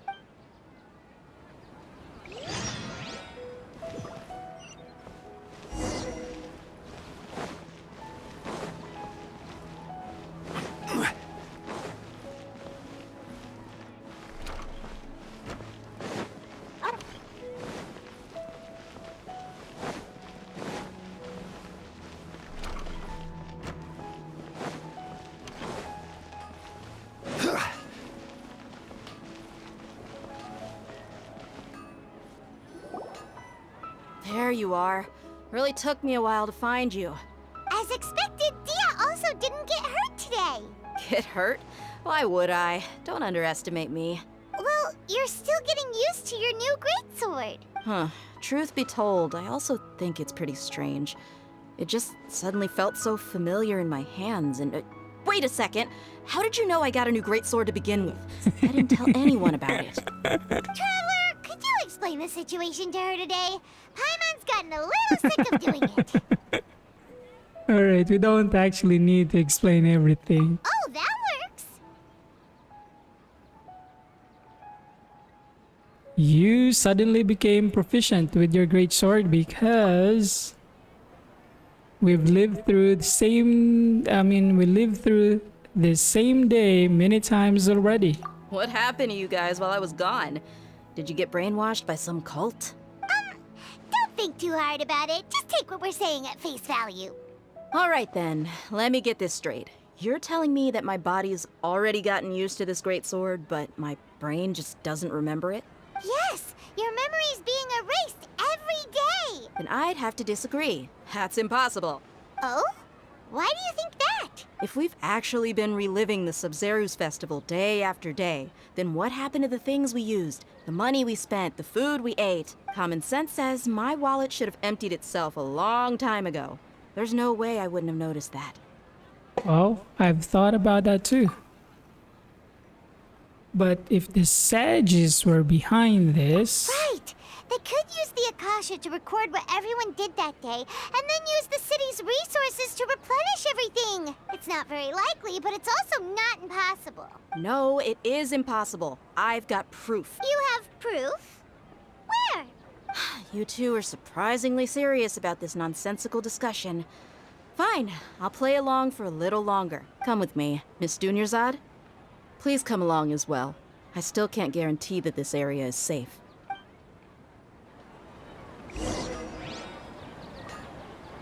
can't believe it's Dia who wants to show us something this time. 2 days ago, we were the ones taking her to see Dunyarzad.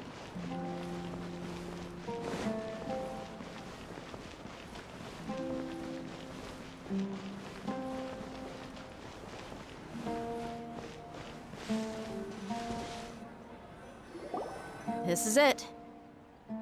Huh? This is a wooden training dummy. What about it? See those marks on the dummy? Those are the result of several days' worth of practice. Let's say the sages didn't replace it every day. Shouldn't it be hacked to pieces by now? That's true, but what if they did? Then the sages would have had to reproduce every mark I left during previous training sessions. I'm a professional fighter. My martial school has always emphasized the importance of refined control. The force, angle, and entry point of each strike is calculated and deliberate.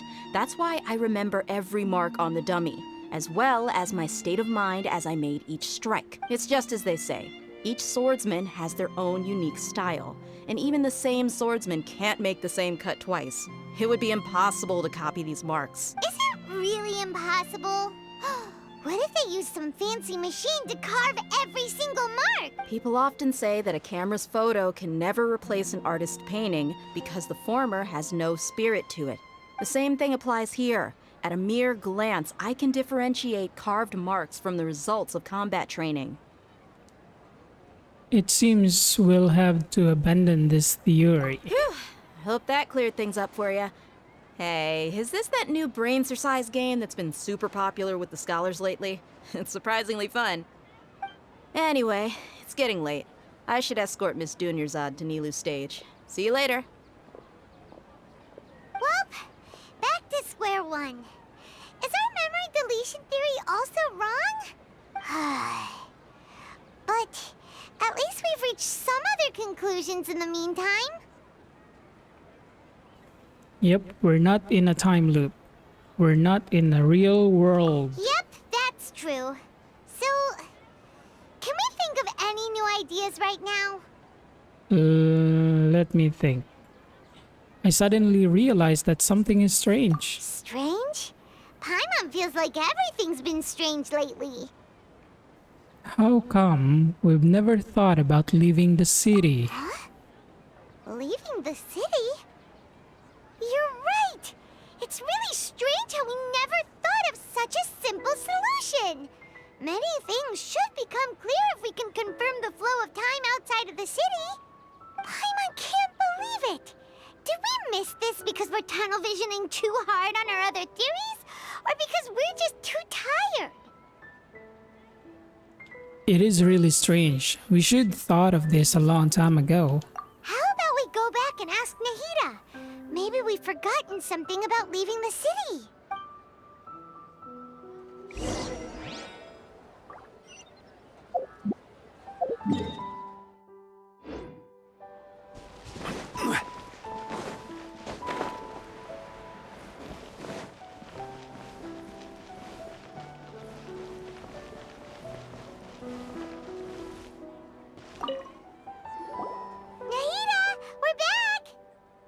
Early today. Did you find something new? Sort of. We're mostly sure now that we're not in a time loop. And we also aren't in the real world. But at the same time, we have a new question. What will happen if we try to leave the city? Have we ever tried leaving the city? Leaving the city. As far as I remember, you've mentioned your plans to do that twice before. We did? But we don't remember anything. What happened after we talked about those plans? What did we say when we got back? Let me think. I don't think you ever actually told me what the outcome was. Oh, it's probably more accurate to say that both times you never came back the whole night. But you two sometimes stay out the entire night anyway, so at the time, I didn't think too much about it. It is true that sometimes we lose track of time during our investigations. Before we know it, it'll already be the next day. But still, neither of us remember anything about leaving town. Really? That's kinda strange. In theory, I should have already awakened all your memories. Alright, let's try again tomorrow. Maybe this is the key. Yep. Something here's definitely fishy. Let's get to the bottom of this tomorrow.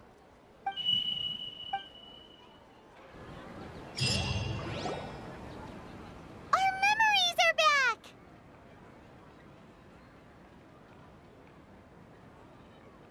Alright, let's go and try to leave the city today. About that. Well, where should Paimon begin? Paimon, what do you mean? Traveler, aside from your memories that were just restored, I have another message for you. Another message from who? Listen to it and you'll understand. Can't go back. There are countless spaces here. Our Sabzerus festival in Sumeru City is just one of them. This is my own voice? Traveler, you should be missing 2 days worth of memories. Paimon will fill you in. It's time to carry out our plan from yesterday. Alright, let's go and try to leave the city today. Okay, let's go!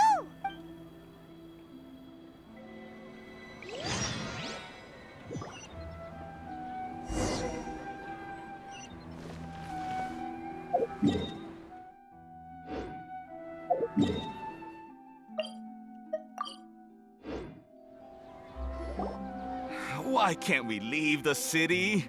What is the Academia up to now? Don't ask me. It's not like I can tell you anything. This is a direct order from the Grand Sage. Just wait until tomorrow. I have a real emergency. My goods have already arrived at Port Ormos. If I don't hurry, they'll be stolen. That's your problem. Make sure you make a request in advance next time. But it's not like you can just predict business matters in advance. It looks like the Academia already announced a lockdown for Sumeru City today. How completely unsurprising. Let's go and question them. Hello, sir. Why can't we leave the city today? Here we go again. Don't ask me. I don't know either. We just received an order that no one is allowed to enter or exit Sumeru today. They didn't tell us anything else. Well, of course, the Academia wouldn't share their plans with a pawn. So, the Academia doesn't trust you at all. Angering me won't get you anywhere. If I had that kind of insider info, I would have left this stupid post long ago. It looks like he really doesn't know. If we can't get anything out of him, let's take matters into our own hands. Why don't we climb over the walls? Those guards can't be everywhere at once. This is a good spot, and the guard hasn't noticed us at all. Let's hurry! Alright, Paimon, stay here. Huh? Why? Are you going to leave Paimon behind? Leaving the city might trigger disruptions to our memories. But what if things get really weird out there and you get into some trouble? Then Paimon won't be able to help you. Oh, Paimon knows that Paimon can't do much, but we've always been together, haven't we? Don't worry, Paimon. Okay. Paimon will wait for you. Promise Paimon that you'll come back as soon as possible. Just a quick look. Okay, okay. And please, be careful.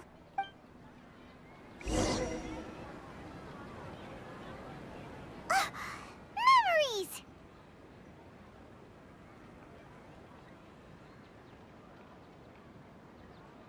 Alright, let's go and try to leave the city today.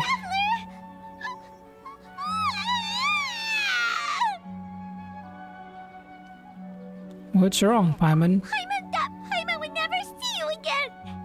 You just disappeared. Paimon waited for you for hours and hours at the city wall and you never came back. You promised Paimon that you were only taking a quick look. What did I promise? Paimon, calm down. She's here now. I don't think she understood what you were saying. Paimon doesn't care. Paimon wanted to go look for you, but you also said that Paimon should stay. Paimon was so worried and so scared the entire day. Alright, although I don't remember doing any of this, I won't leave you behind. Okay. Paimon will forgive you.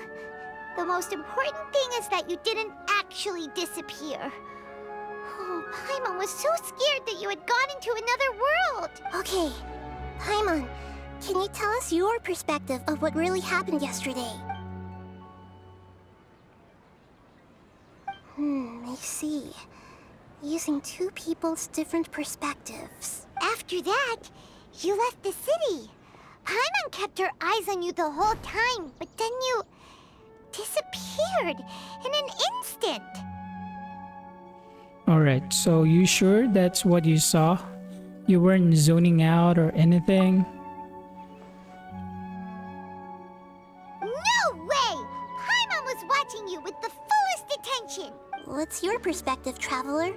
You sure you don't have any memory of this? Yes, I don't even know that yesterday existed. I guess that explains everything. You also lost your memories the last 2 times you tried to leave the city. Those days' memories can't be awoken. So, if we leave the city, our memories will be completely erased? So they didn't just restrict access to Sumeru City, they're also erasing the memories of those who leave. It really sounds like something big outside of the city is being hidden on purpose. But this way, we'll also never discover what's outside. If our memories will be erased, can we leave behind something other than memories? Something like a message? But how can we send it back? Don't look at me like that. I'm not used to being stared at. Well... Okay. You want something that can pass on messages, right?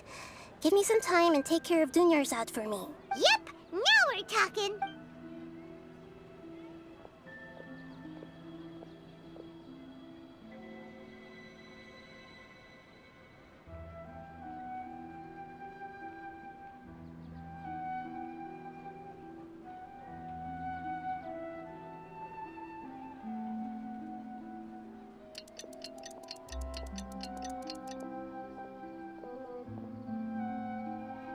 I'm done.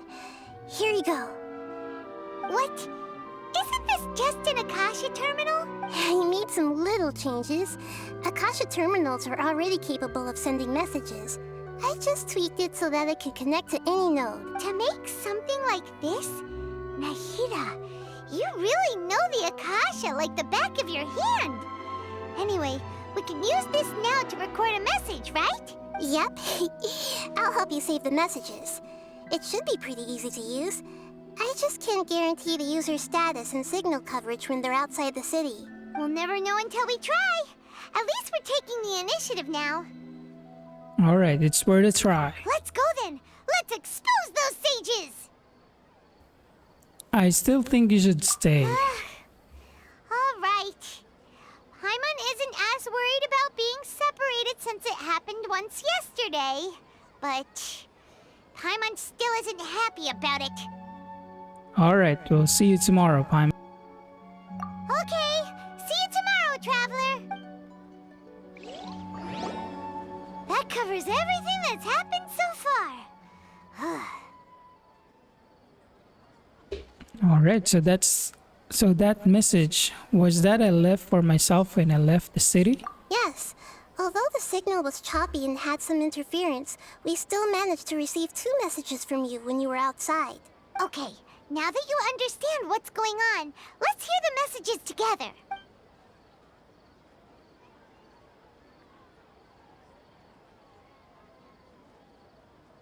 Can't go back. There are countless spaces here. Our Sabzerus festival in Sumeru City is just one of them. I've entered another space. Before me are flowing sandstone and howling fish. Impossible and surreal sights. All these spaces are empty, except for the occasional ones that contain mute puppets rather than people. I can't sense any human presence.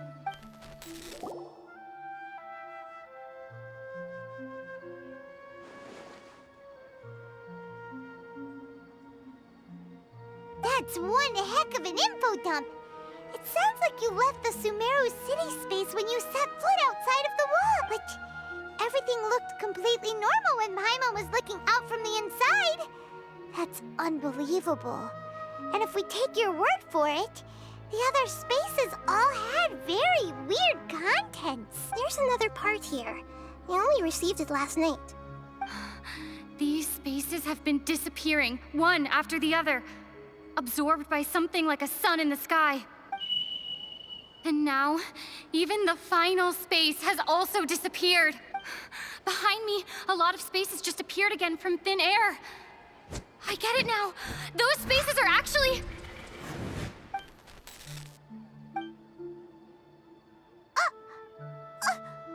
Why did the message end right there? What did the Traveler want to say? What are those spaces? Probably because yesterday just happened to end at that moment. Oh, right. Paimon did hear a beep from the Akasha. Did it come from here or from the message? The message. It should have come from the Traveler's Akasha terminal. After the beep, Traveler said even the final space has also disappeared. Traveler, what do you think that final space could have been?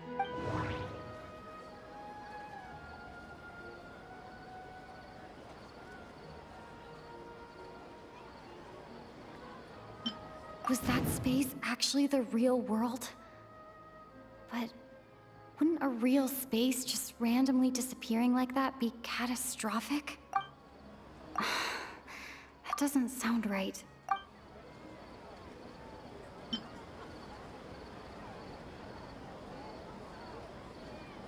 My impression is that each day in this samsara only ends at the sound of that beep from the Akasha.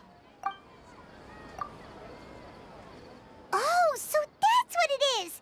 After the sound of the beep, the final space, the Sabzerus festival, also disappears, and we're taken to the next day. Later on, Traveler also mentioned a bunch of new spaces materializing behind them. Do lots of new spaces appear every day? Paimon's head is spinning. Just what are these spaces anyhow? Well, consider this. For all the horrors of the Archon War, at its heart, it was just a game where a bunch of gods fought over 7 seats. So no matter how strange or spooky things may look on the surface, maybe all they point to in the end is a small and simple secret. Wow, the Archon War, huh? That's an analogy and a half. A secret, huh?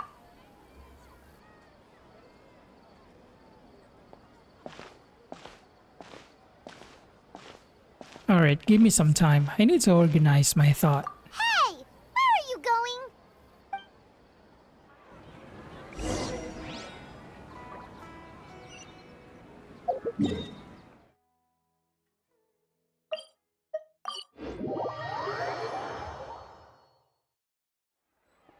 Do you want some alone time to think? Alright then, Paimon won't disturb you.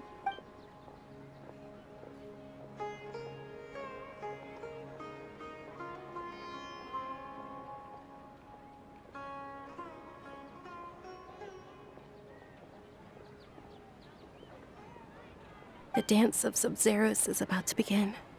I'm going to go watch it. Alright, the dance of Sabzerus it's that time already. Okay. Why don't you go ahead, Dunyarzad? We still have some other stuff to do first. Okay then. See you later. Have you figured it out yet, Traveler? Time is ticking away. I think I know the answer now. Awesome! What is it? Paimon wants to know. Oh, wait, no. Let's meet up with Nahida first. You can tell us both together. This time, we're gonna get to the truth.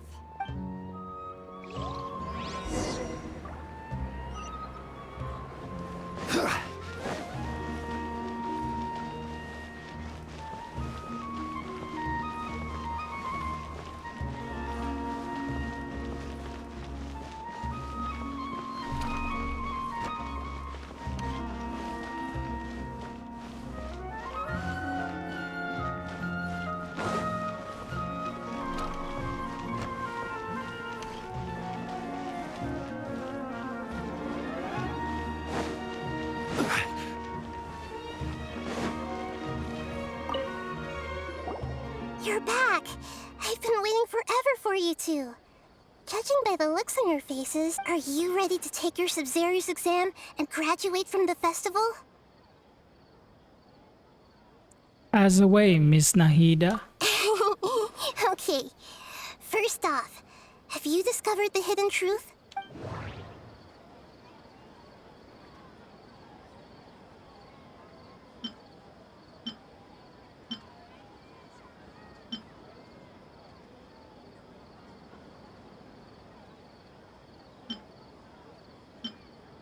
Okay, Nahida said, the Akasha relies on the power of a gnosis to operate, as it is the manifestation of the God of Wisdom's power.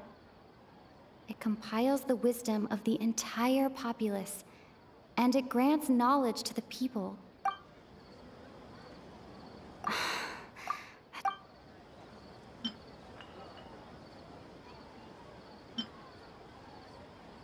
All the bizarre spaces I saw outside the city had one thing in common: a lack of human presence.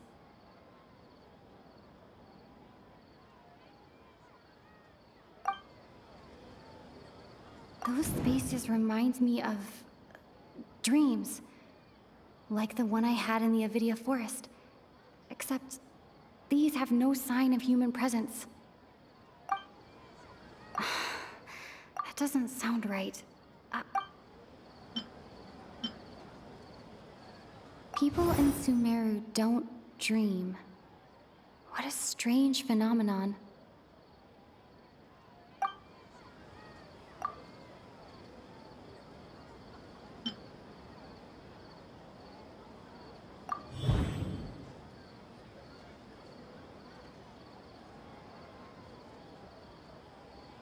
We are all in a dream. It isn't that the people of Sumeru don't dream. Rather, the Akasha is taking their dreams from them. People in Sumeru think they don't dream, but the truth is the Akasha steals their dreams without them knowing it. And those spaces with no human presence are stolen dreams without their host. That would explain why they sounded so weird when she was trying to describe them. Huh. So people in Sumeru do dream after all. In fact, we're all in one big dream together right now. Correct answer. Now, how did you conclude that the Akasha is capable of this? The Akasha relies on the power of a gnosis to operate. That doesn't sound right.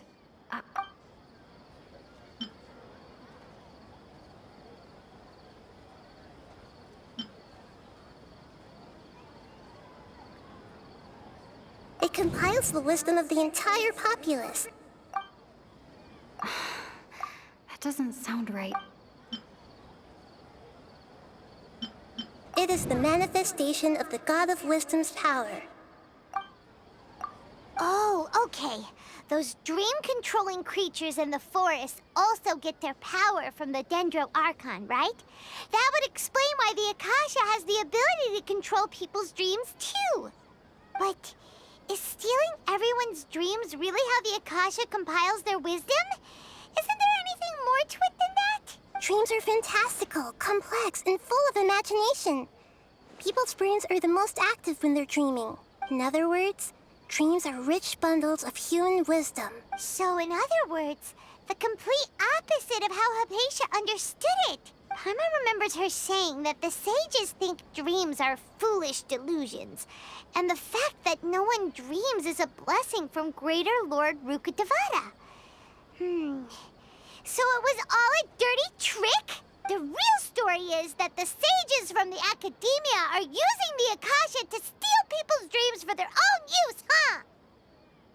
Yes, and they don't intend to stop there. Oh? By the sounds of it, you understand the current situation pretty well. So then, what about the samsara?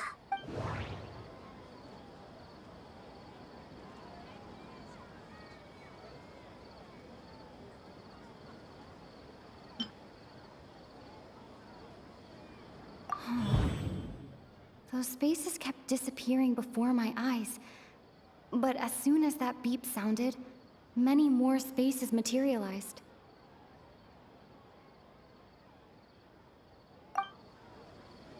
Those dreamscapes kept vanishing. But as soon as that beep sounded, more new spaces appeared.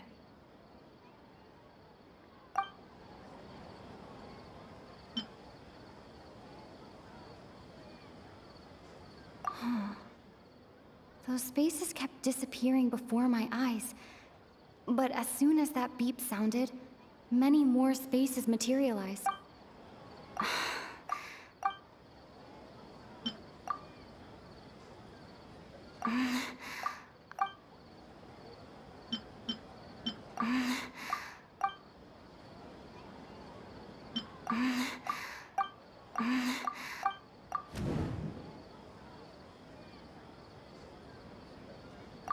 Correct. The Akasha is keeping each person's brain in a constant dream state, but also separating their consciousness from their own dream.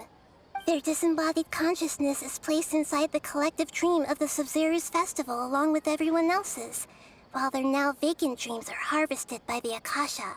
No one is any the wiser as another day passes in the dream, and so begins another samsara cycle. People wake up to yet another dream about the Sabzerus festival. The dreams that belong to them are once again harvested by the Akasha, and so it continues. So, this is like a dream factory, and the Akasha is a dream harvesting machine. Did Paimon get that analogy right? Very good, Paimon. Using analogies well is an excellent habit to get into. Okay, so that beep we keep hearing is actually from our real-life Akasha terminals. Taking off our terminals in this dream doesn't do anything. All right, last question. Who am I?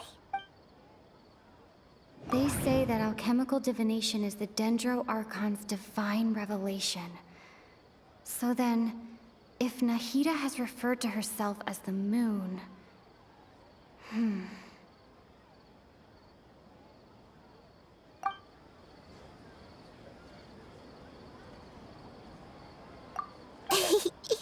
So you noticed.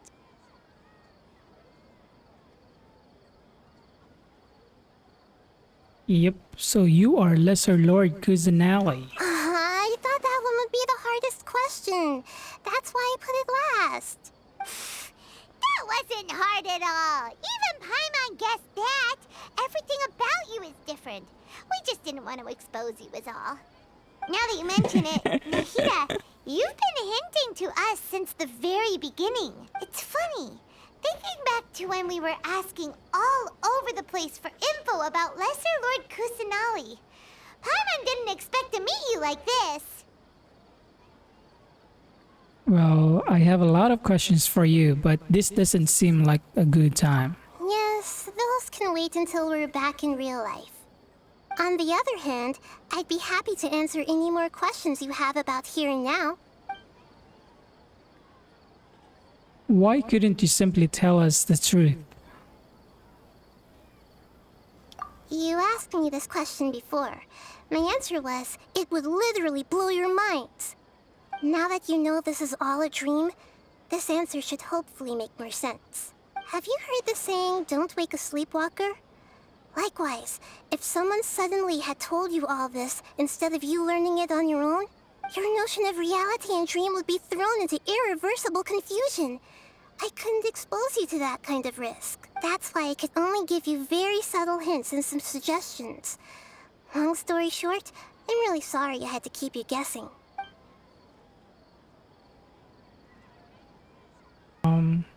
How do the sages manage to keep people from noticing this? Firstly, this dream we're in is completely based on reality. People have already experienced this Sabzerus festival, so it would be very difficult for them to find anything that strikes them as surreal. Secondly, you're probably wondering why people don't have any memories from earlier samsara, right? That's because people don't remember their dreams most of the time anyway. And in any case, their actual dreams are being taken away from them by the Akasha. So whenever they wake up in this dream of the Sabzerus festival, they don't remember anything from their previous identical dream. That reminds Paimon. Traveler had a dream when we were in the Avidia Forest, but couldn't see what it was about after waking up. Is that an example of what you mean? Yes. Only after receiving the blessing of Dendril can a person gain the Dendril element's dream-enhancing power. That explains the feelings of deja vu. Meanwhile, everyone else has no idea that they are in the Sabzerus Festival Samsara, while their dreams are stolen from them over and over again.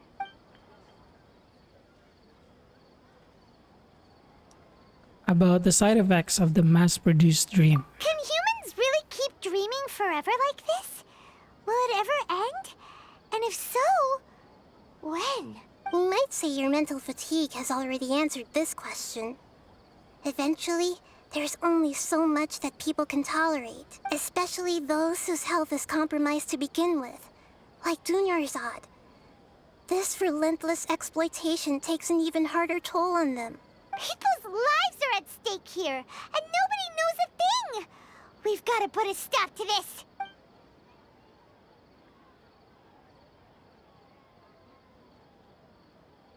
Why is the dream about the Sabzerus festival? I know, right?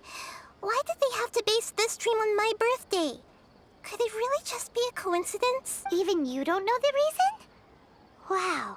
Now that's strange. The Academia sages are determined to harvest lots of dreams in a short time, no matter the cost. They have to be up to no good.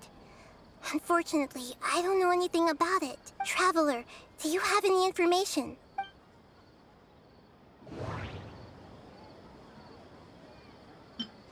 Grand Sage said, go celebrate the birth of that god to your heart's content. Did he mean something more? Celebrate the birth of that god? Could it mean...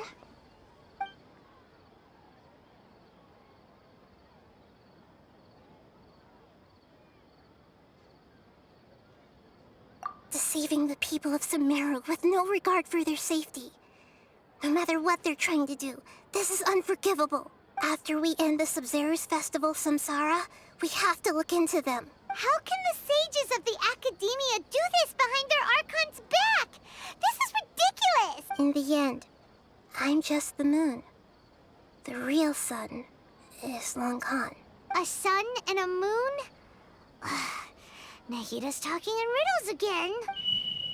Oh, we're out of time today. I'll tell you how to break free of the Samsara tomorrow.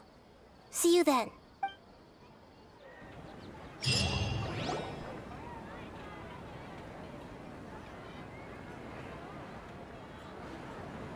Good morning, Nahida. Wait. Now that Paimon remembers everything, should we instead say good morning, Lesser Lord Kusanali? Hey! What's wrong, Nahida? You don't look too good. Where's Dunyarzad? She couldn't have... I'm afraid that what you're thinking right now is correct. Did Dunyarzad already disappear? No way! Are we too late? The real Dunyarzad's consciousness has indeed disappeared. It can no longer endure the constant dream harvesting.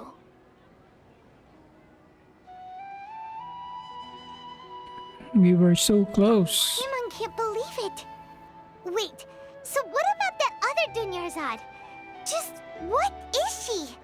Is she also going to disappear? She's actually something like a puppet, but not completely. The real Dunyarzad's consciousness could no longer keep playing her role in this dream. So another Dunyarzad appeared to replace her in the dream. Just like the grass and the trees, that Dunyarzad is just a building block of the dream that helps to keep it going. But personality-wise, she's nothing like the real Dunyarzad. Puppets are stiff, and can't copy a living person's vitality. After all, they're just there as filler. You know, speaking of which, the old Dunyarzad might not have been too different from a puppet. Dunyarzad truly believed that she met you within her consciousness, and it was you who inspired her. So you do remember her after all. Yes. Back then, her family was overly protective of her. No one cared about her personality or thoughts. It was as if she only lived to stall her Elazar.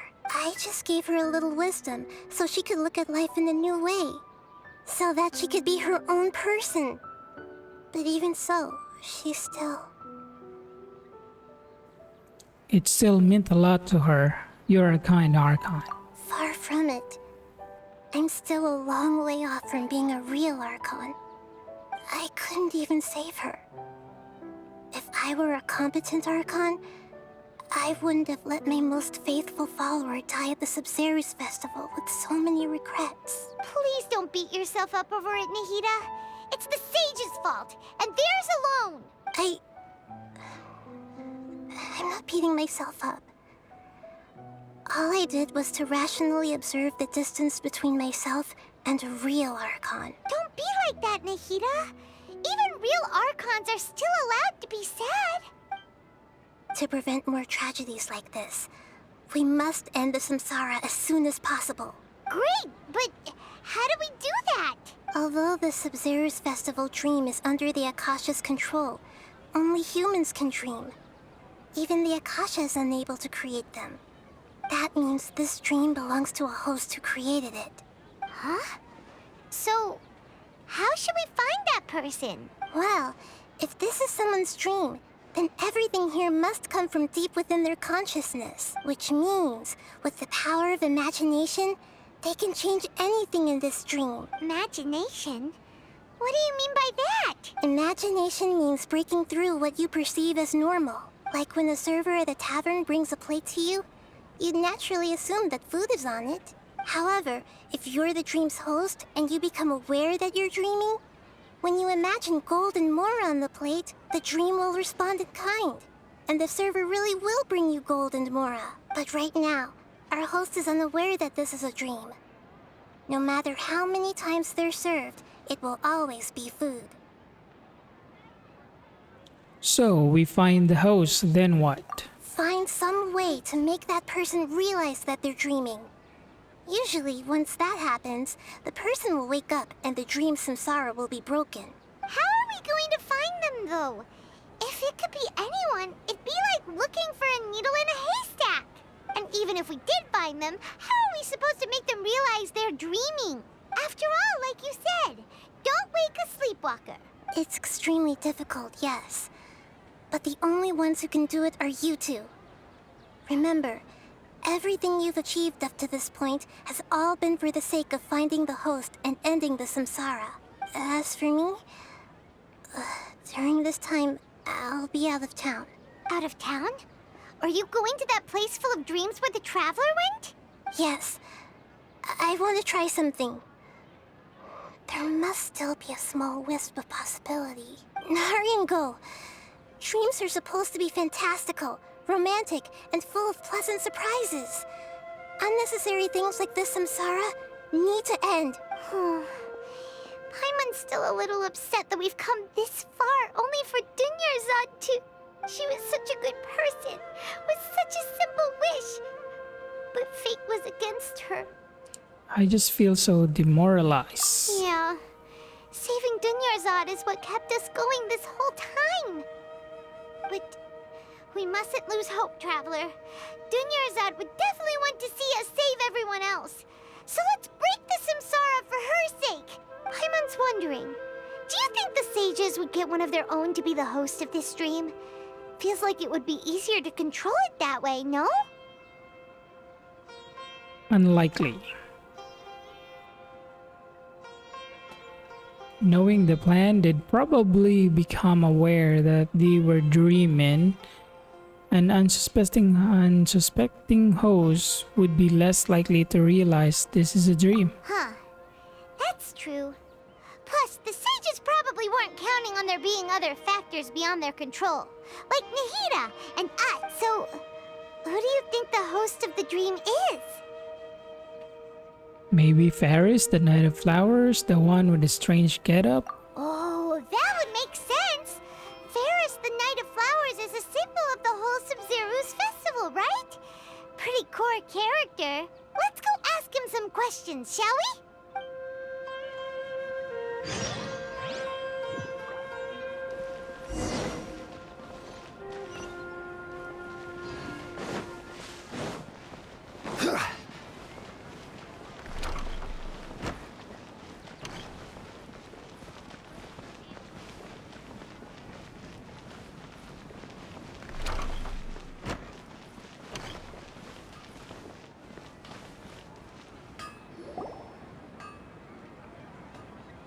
you're back. You left in a hurry last time. Is everything okay? Everything's fine. Just, it's a little hard to explain. Would you mind taking part in a little experiment with us? An experiment? That came out of nowhere. I'm listening, though. What do you need me to do? Could you make a wish? Like, imagine your wish coming true before your very eyes. You want me to make a wish? Is that a new Sabzerus festival tradition or something? Less questions, more wishing! Okay. Okay. My wish. Okay. I'm a little nervous saying this out loud, but I want Miss Dunyarzad to be happy. Oh. I noticed earlier that she looked a bit down, and she wasn't really talking to anyone. She just doesn't seem like herself. She's always so gentle and kind, and all the kids love her. I've also wondered if the reason she asked me to be Fairest Knight of Flowers is because I'm special to her, or something. So, you have a crush on Dunyarzad? Oh, is it that obvious? After what I just said, I guess it is. When she placed the hat of the Knight of Flowers onto my head, she said to me, I want everyone to have a happy Sabzerus festival. What she didn't realize was that I'm not that interested in how everyone else feels. In that moment, I just wanted to be her Knight of Flowers for the rest of my life. 50 years? 100 years? I'll serve her till the end of time. Okay, yeah, that was a bit much. Felt like the right moment to get it off my chest, but that was pretty embarrassing. Okay, I'm ready to make my wish. I would like Miss Dunyarzad to appear in front of me right now with a smile on her face. Here goes. Please come true. Alright, please come true. I'm gonna open my eyes. Oh, you're... What? Fucky? Sorry, but only one portion of Yalda candies per person. Back home you go. Nice try, you two. Anyway, never mind. I don't need to see her appear right in front of me. As long as she's happy. Guess he isn't the host of this dream after all. Should have expected it wouldn't be this easy.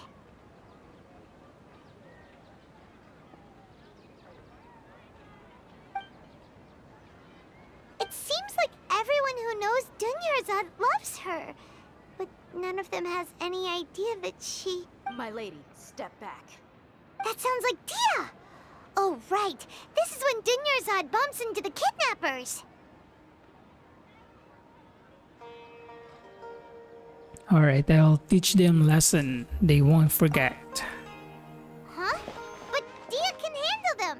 Hey, Traveler!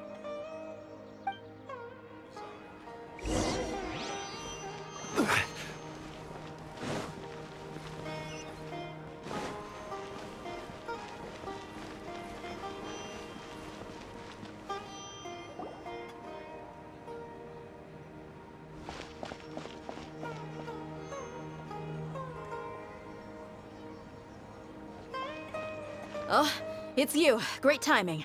Please take... Alright, take Dunyarzad and leave. Hey, this is my job. The homie Yannis pay me, not you. You're wasting your breath. Leave. You... fine, alright. Knock yourself out. Why are you so worked up anyway? It's not like I don't trust your fighting skills. Anyway, watch yourself.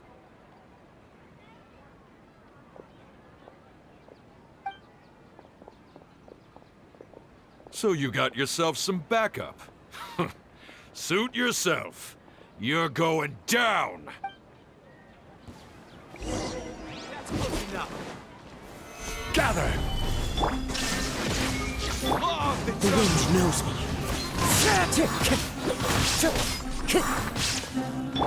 All hail! Need more. One with nature.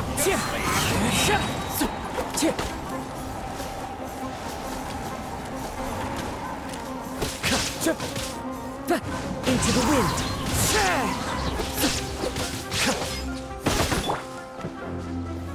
Stabilize. Shine down. I'll be The wind knows me. Time to go.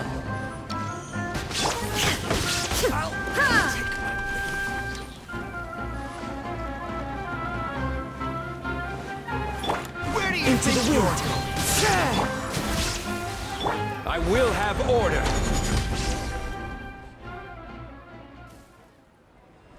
Traveler, were you just taking your anger out on those guys? I'm fine. I'm just angry at myself. You and Nahida both. Dunyarzad wouldn't want to see you two like this. Oh, and speaking of her, Paimon just remembered something. Remember how during the first Sabzerus festival, before the Samsara started, we came here with Dunyarzad because she wanted to pick something up? She said it was because she had forgotten something. Yes, I do remember that. Ah, yes, I've forgotten all about that. Okay, so Paimon's memory is working so far. Anyway, Paimon also remembers that she is staying somewhere around here. She pointed it out to us the night before the Sabzerus festival.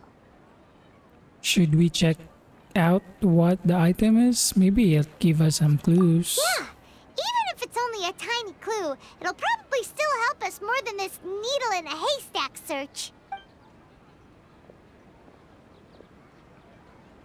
This is the place! It's rude to enter other people's spaces without permission, but desperate times call for desperate measures! Hey, the windows are unlocked! Okay, Paimon's gonna take a peek inside.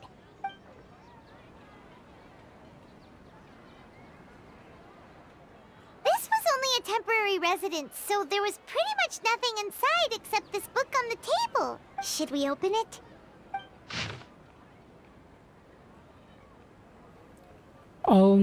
After almost 16 days, I was finally able to get this notes written before the Sabzerus festival. Once the festival ends, you and Paimon will probably continue your journey immediately. So I was hoping that I'd be able to give this to you before that. It is a compilation of folk legends concerning Lesser Lord Kuzinali created from a series of interviews that I conducted in successions and wrote down. I interviewed so many people, but I'm afraid that there are very few who knew much about her. Still, I hope that this will be of use to you in your search for her. Gandharvaville's water supply was once contaminated, forcing everyone to go very far out to get water. But one day, people suddenly found that the water was drinkable again, and some said that a green light was seen near the water source. The previous night, everyone believes that this was the divine power of a Lesser Lord Kuzinali at work.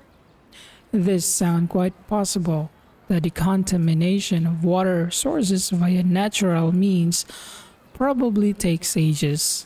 Did Lesser Lord Kuzinali appear in the Gandharvaville then? After Mama passed away, I was super afraid of the dark and couldn't sleep, but from one day on, I would hear a voice that would chat with me till I fell asleep. A nice lady told me that Lesser Lord Kuzinali must have been watching over me. Poor child, I hope that Sabzerus festival makes him a little happier. This is quite similar to something I experienced back then as well. She is indeed a gentle god. There was this one time when I had a wee bit too much to drink and couldn't find a way home to save my life. Then I turned the corner and I could have sworn I saw Lesser Lord Kuzinali. She was very tall and had most muscular arms. She caught me when I slipped and fell. The next morning, I found myself sleeping under a tree. I reckon must have been her looking out for me. I'm not sure this one has that much value as a reference. That was probably just a tree, right? This folk records appended with Dunyarzad reference and opinions. Leave every page densely packed. Wow. Dunyarzad wrote all of this. Sounds like she was always thinking of us even while we were away. Even though she was also busy preparing for the Sabzerus festival and had all her health problems to worry about. She must have wanted to give this to us as a gift on the day of the Sabzerus festival, right? If we hadn't found this book, we never would have known. But now that we know, we can't even thank her. Hey! Where are you off to now?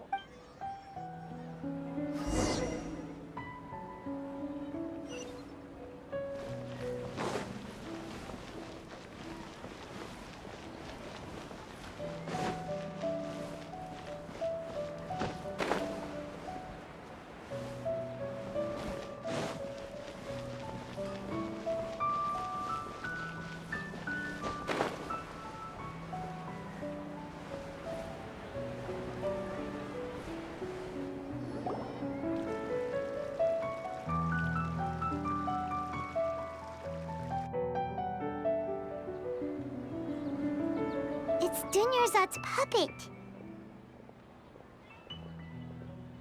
I guess I feel better if I say this out loud.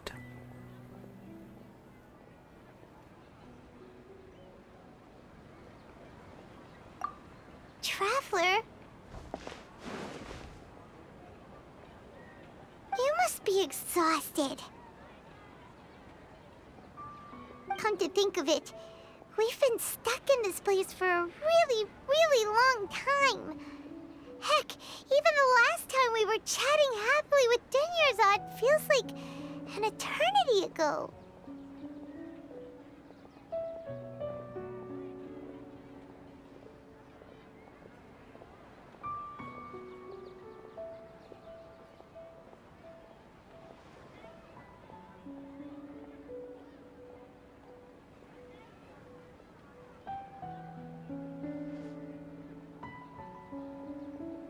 Paimon still remembers when we were sitting here, and the way her eyes sparkled when she talked about Nilu's Dance of Sabzerus.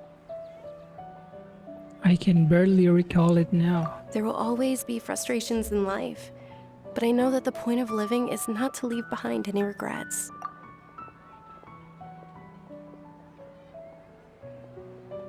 That was what the real Dunyarzad said, wasn't it? Does that mean... Yes, Traveler. What is it? Oh, so she's still just a puppet. But just now, how come... Not leave behind any regrets. Let's go, Paimon. What? Where are we going this time?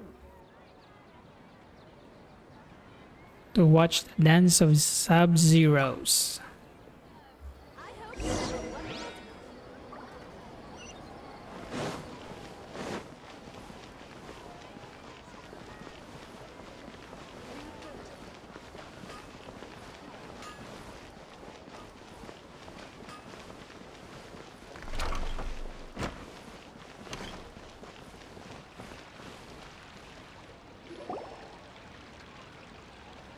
If you continue to resist, we will have to order an investigation into every single event organizer. The Grand Sage has already granted you much leniency. I advise that you exercise tact. How did things turn out like this?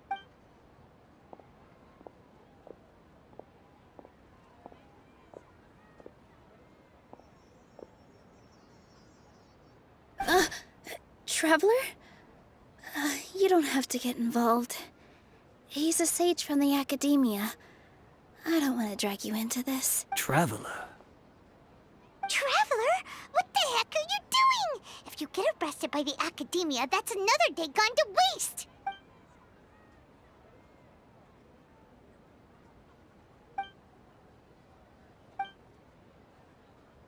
Wait, they're not reacting.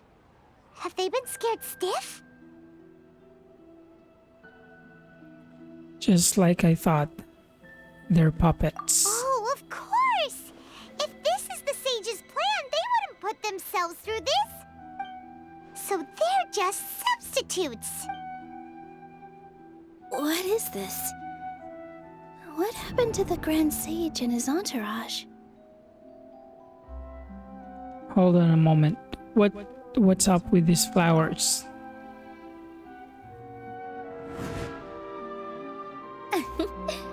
Like I said, they symbolize the goddess of flowers.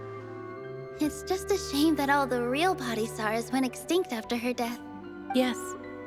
The Greater Lord brought forth new Padisaras in memory of the goddess of flowers. But she ultimately could never truly replicate that beautiful shade of purple.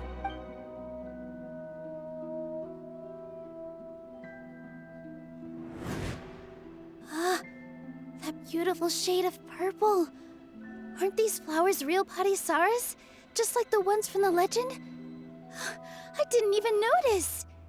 Dunyarzad, did you find these? But didn't you just say all the real flowers went extinct after the goddess of flowers passed away? So, how? Yeah. What's going on here? Alright, Nilu, close your eyes. Huh? Imagine that the Grand Sage and his entourage are not here in front of you. You guys are acting weird. But okay, I'll try.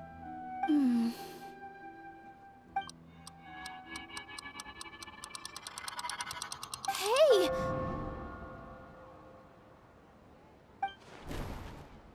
They disappeared! So Nilu's the host! What a surprise! Purple Padisaras don't exist in the real world anymore. But in Nilu's subconscious, they can appear as decorations on the stage. It's just like the example Nahida told us. People assume there will be food on a plate, and Nilu assumed there would be real Padisaras in the flower pots. So when you saw the flowers, you instantly knew it was Nilu? But if we want to end the samsara, we need the host to become aware that they're dreaming. How should we make Nilu realize that? Am I dreaming? Huh? How did you come to that conclusion? So I'm right. Is this Lesser Lord Kusanali responding to our celebration of the Sabzerus festival? Wrong guess, but you aren't completely wrong either. The point is, what made you think this is a dream? As far as you know, people in Sumeru don't dream, right? Yeah, but have you heard the tale of the first sage? To prevent a calamity, he went on a journey to find the Dendro Archon. Ooh, sounds familiar. Dunyarzad told us a story like that when we first arrived in Sumeru City. So it was about the first sage, huh? Yep, but in the part you heard, he hadn't become the first sage yet. There's more to the story. His piety and wisdom were acknowledged by the Dendro Archon, and she finally gave her blessing to him. All kinds of spectacular scenes appeared in front of the first sage, as if all the knowledge in the world was being painted onto a canvas right before him. He was captivated.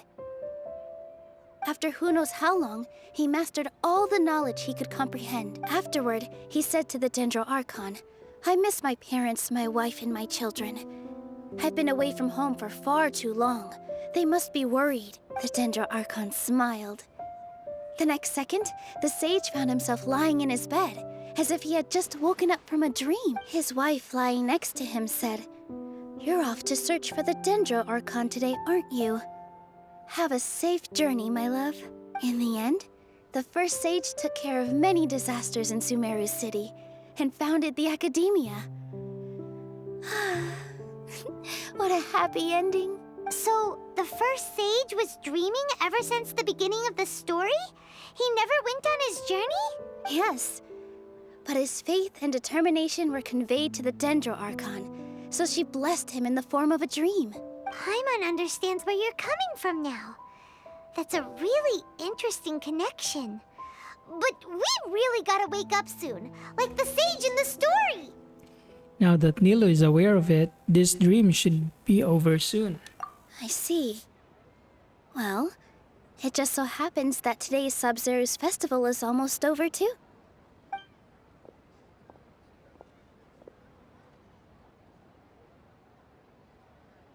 Since we're in a dream, let's make this final dance of Sabzerus as beautiful as we can. Alright, I've been waiting for a long time for this. Please dance your heart out.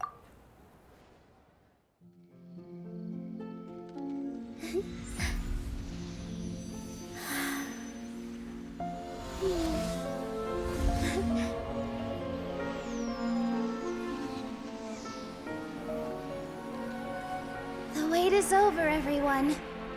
I dedicate this to our god, the dance of Sabzerus.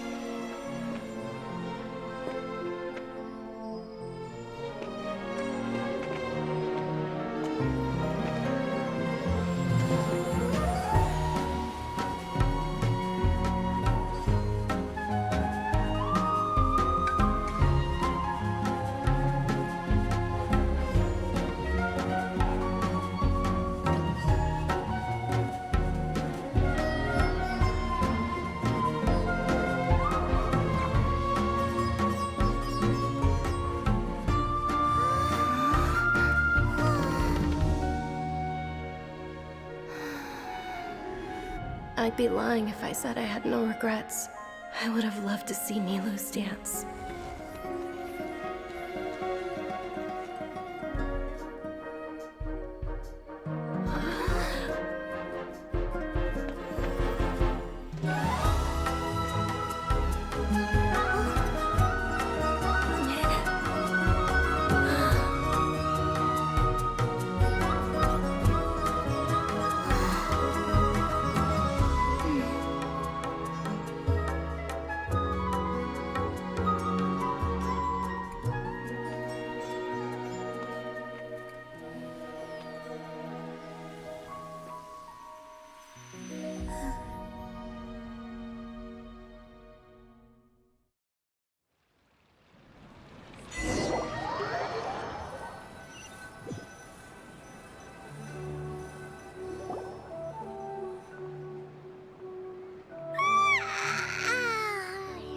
Good morning, traveler. Oh, Paimon feels like she's been asleep for the longest time. Good morning, Paimon. My head hurts. Paimon's head feels super heavy. Did we oversleep? Do you even remember going to sleep last night? Paimon thinks it was after the Sabzerus festival. The Sabzerus festival! Have we finally escaped from the Sabzerus Samsara? I remember now. Quick! Take off your Akasha terminal! At the end of the dance of Sabzerus, I think I saw. Quick, let's go see Dunyarzad.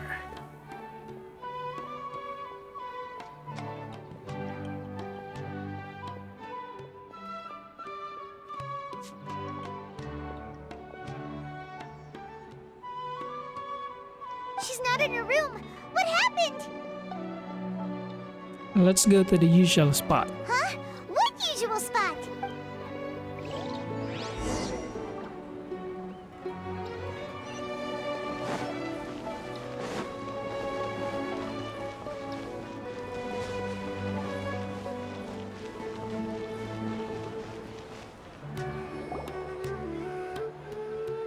Well done, Traveler and Paimon. And thank you, Dunyarzad, for organizing the Sabzerus festival for me. I'm sorry, who are... Dunyarzad! You're okay! Oh, don't scare us like that! Oh, Traveler Paimon. I have something amazing to tell you. I just had a dream. And I saw Nilou performing the dance of Sabzerus.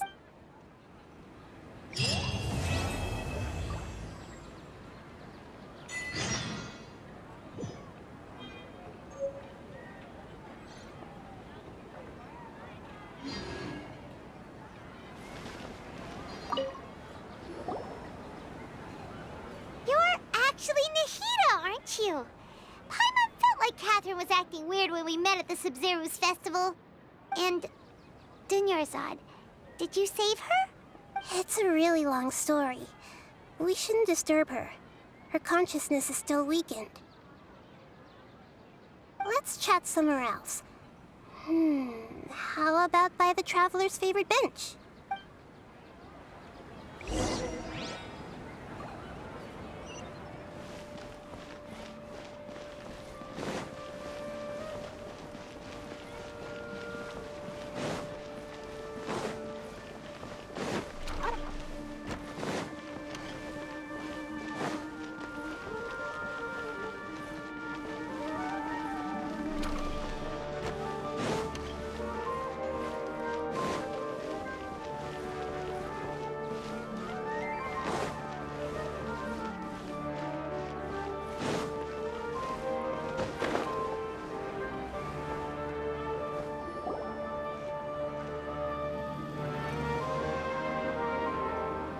Let's talk about Dunyarzad first. It's such a relief that she's all right. After we parted on the last day of the Sabzerus festival, I left the city and saw what the traveler had described. Among the countless dreams, I found one that was growing fainter and fainter. This proved my suspicion. Once Dunyarzad could no longer bear the Akasha harvesting her dreams, her consciousness began to dissipate. But this also meant it escaped the Akasha's control. Such a small fragment of consciousness can't last for very long, though. It will return to its original dream, where both will gradually fade until they completely disappear. I used all the power I had to keep her dying dream alive as long as possible. But it still wouldn't have lasted for much longer if it hadn't been for you two breaking the samsara. So it looks like we did manage to save Dunyarzad in the end. Not a moment too soon. A very happy ending. This is truly a miracle. Huh? Why are you two smiling so happily?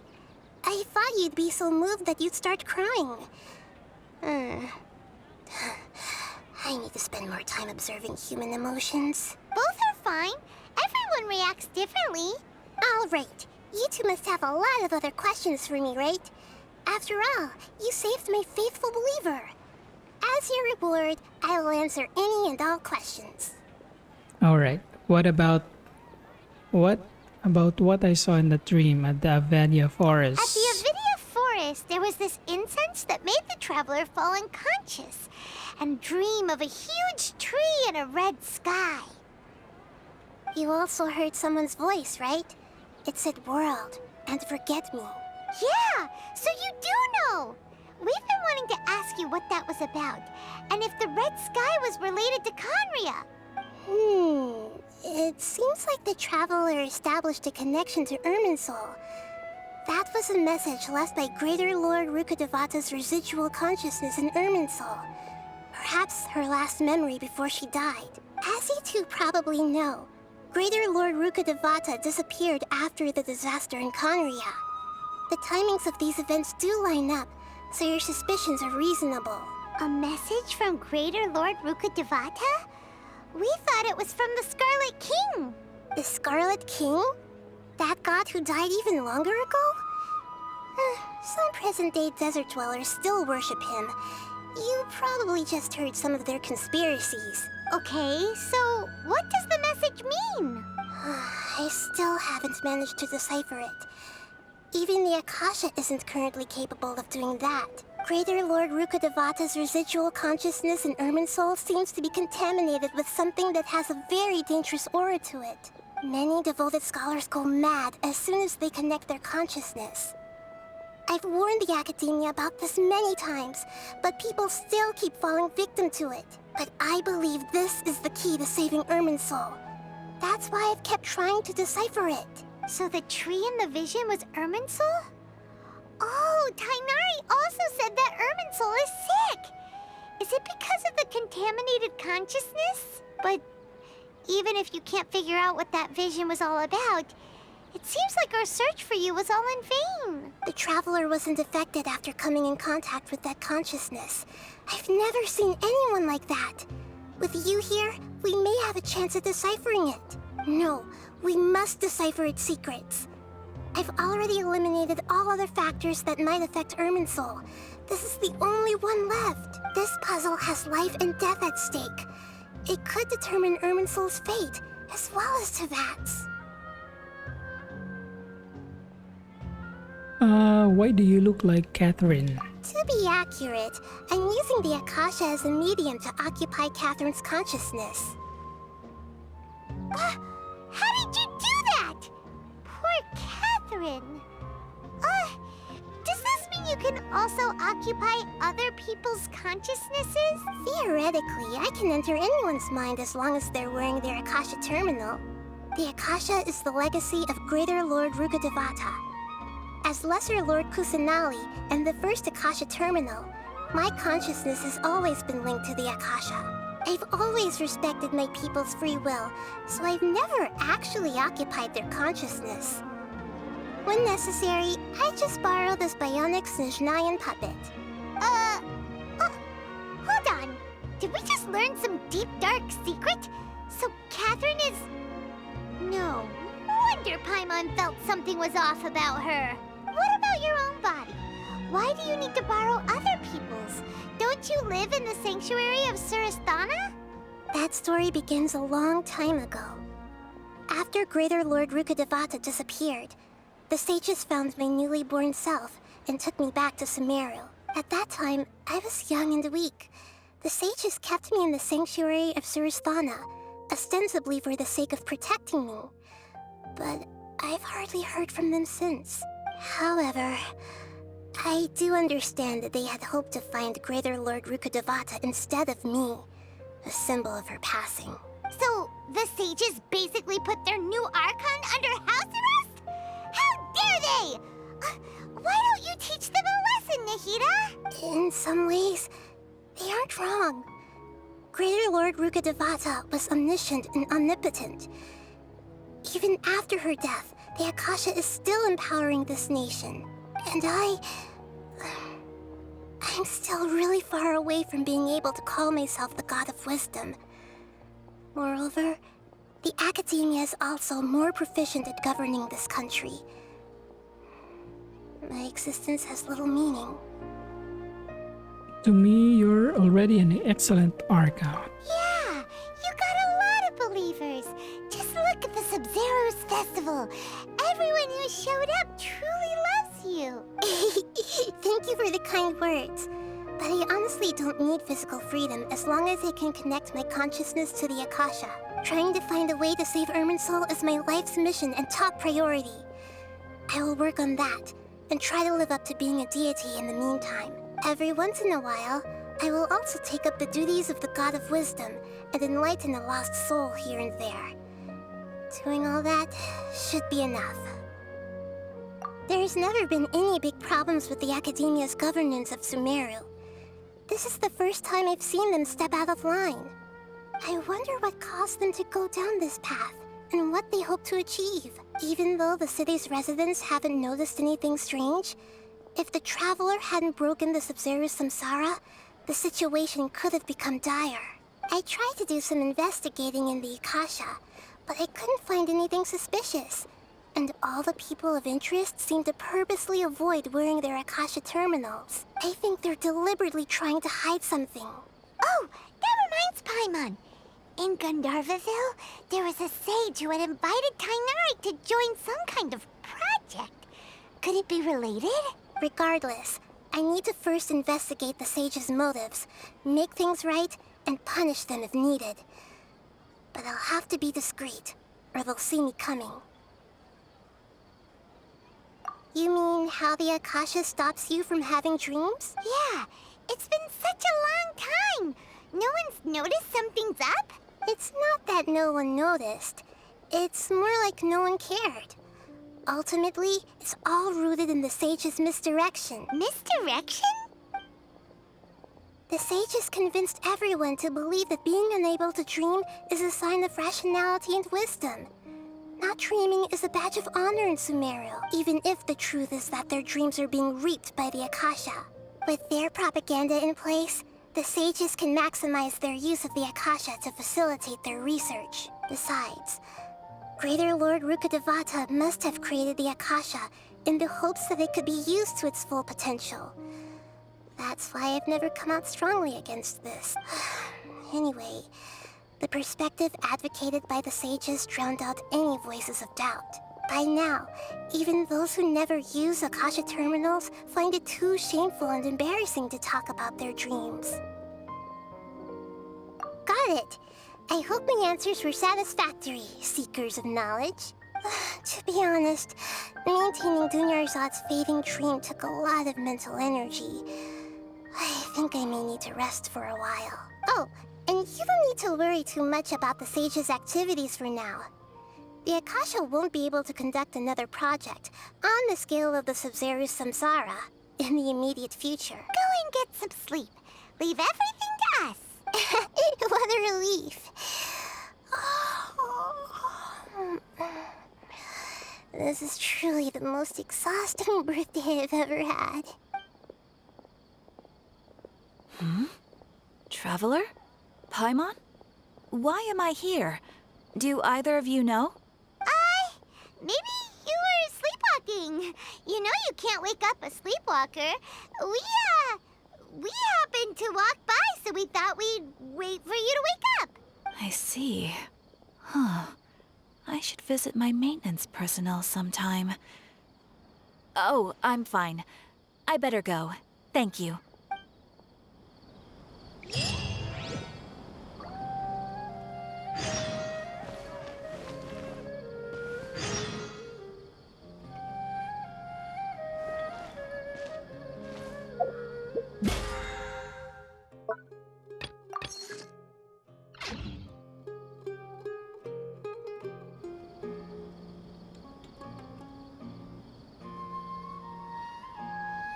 Alright, so that's it. Thank you so much. Osmanthus That wine was a tastes the very same as I long remember. quest, but where are good those that I who was able to share finish it. memory? So next stream, probably exploration. Anyway, thank you so much and good night until next time. Bye for now.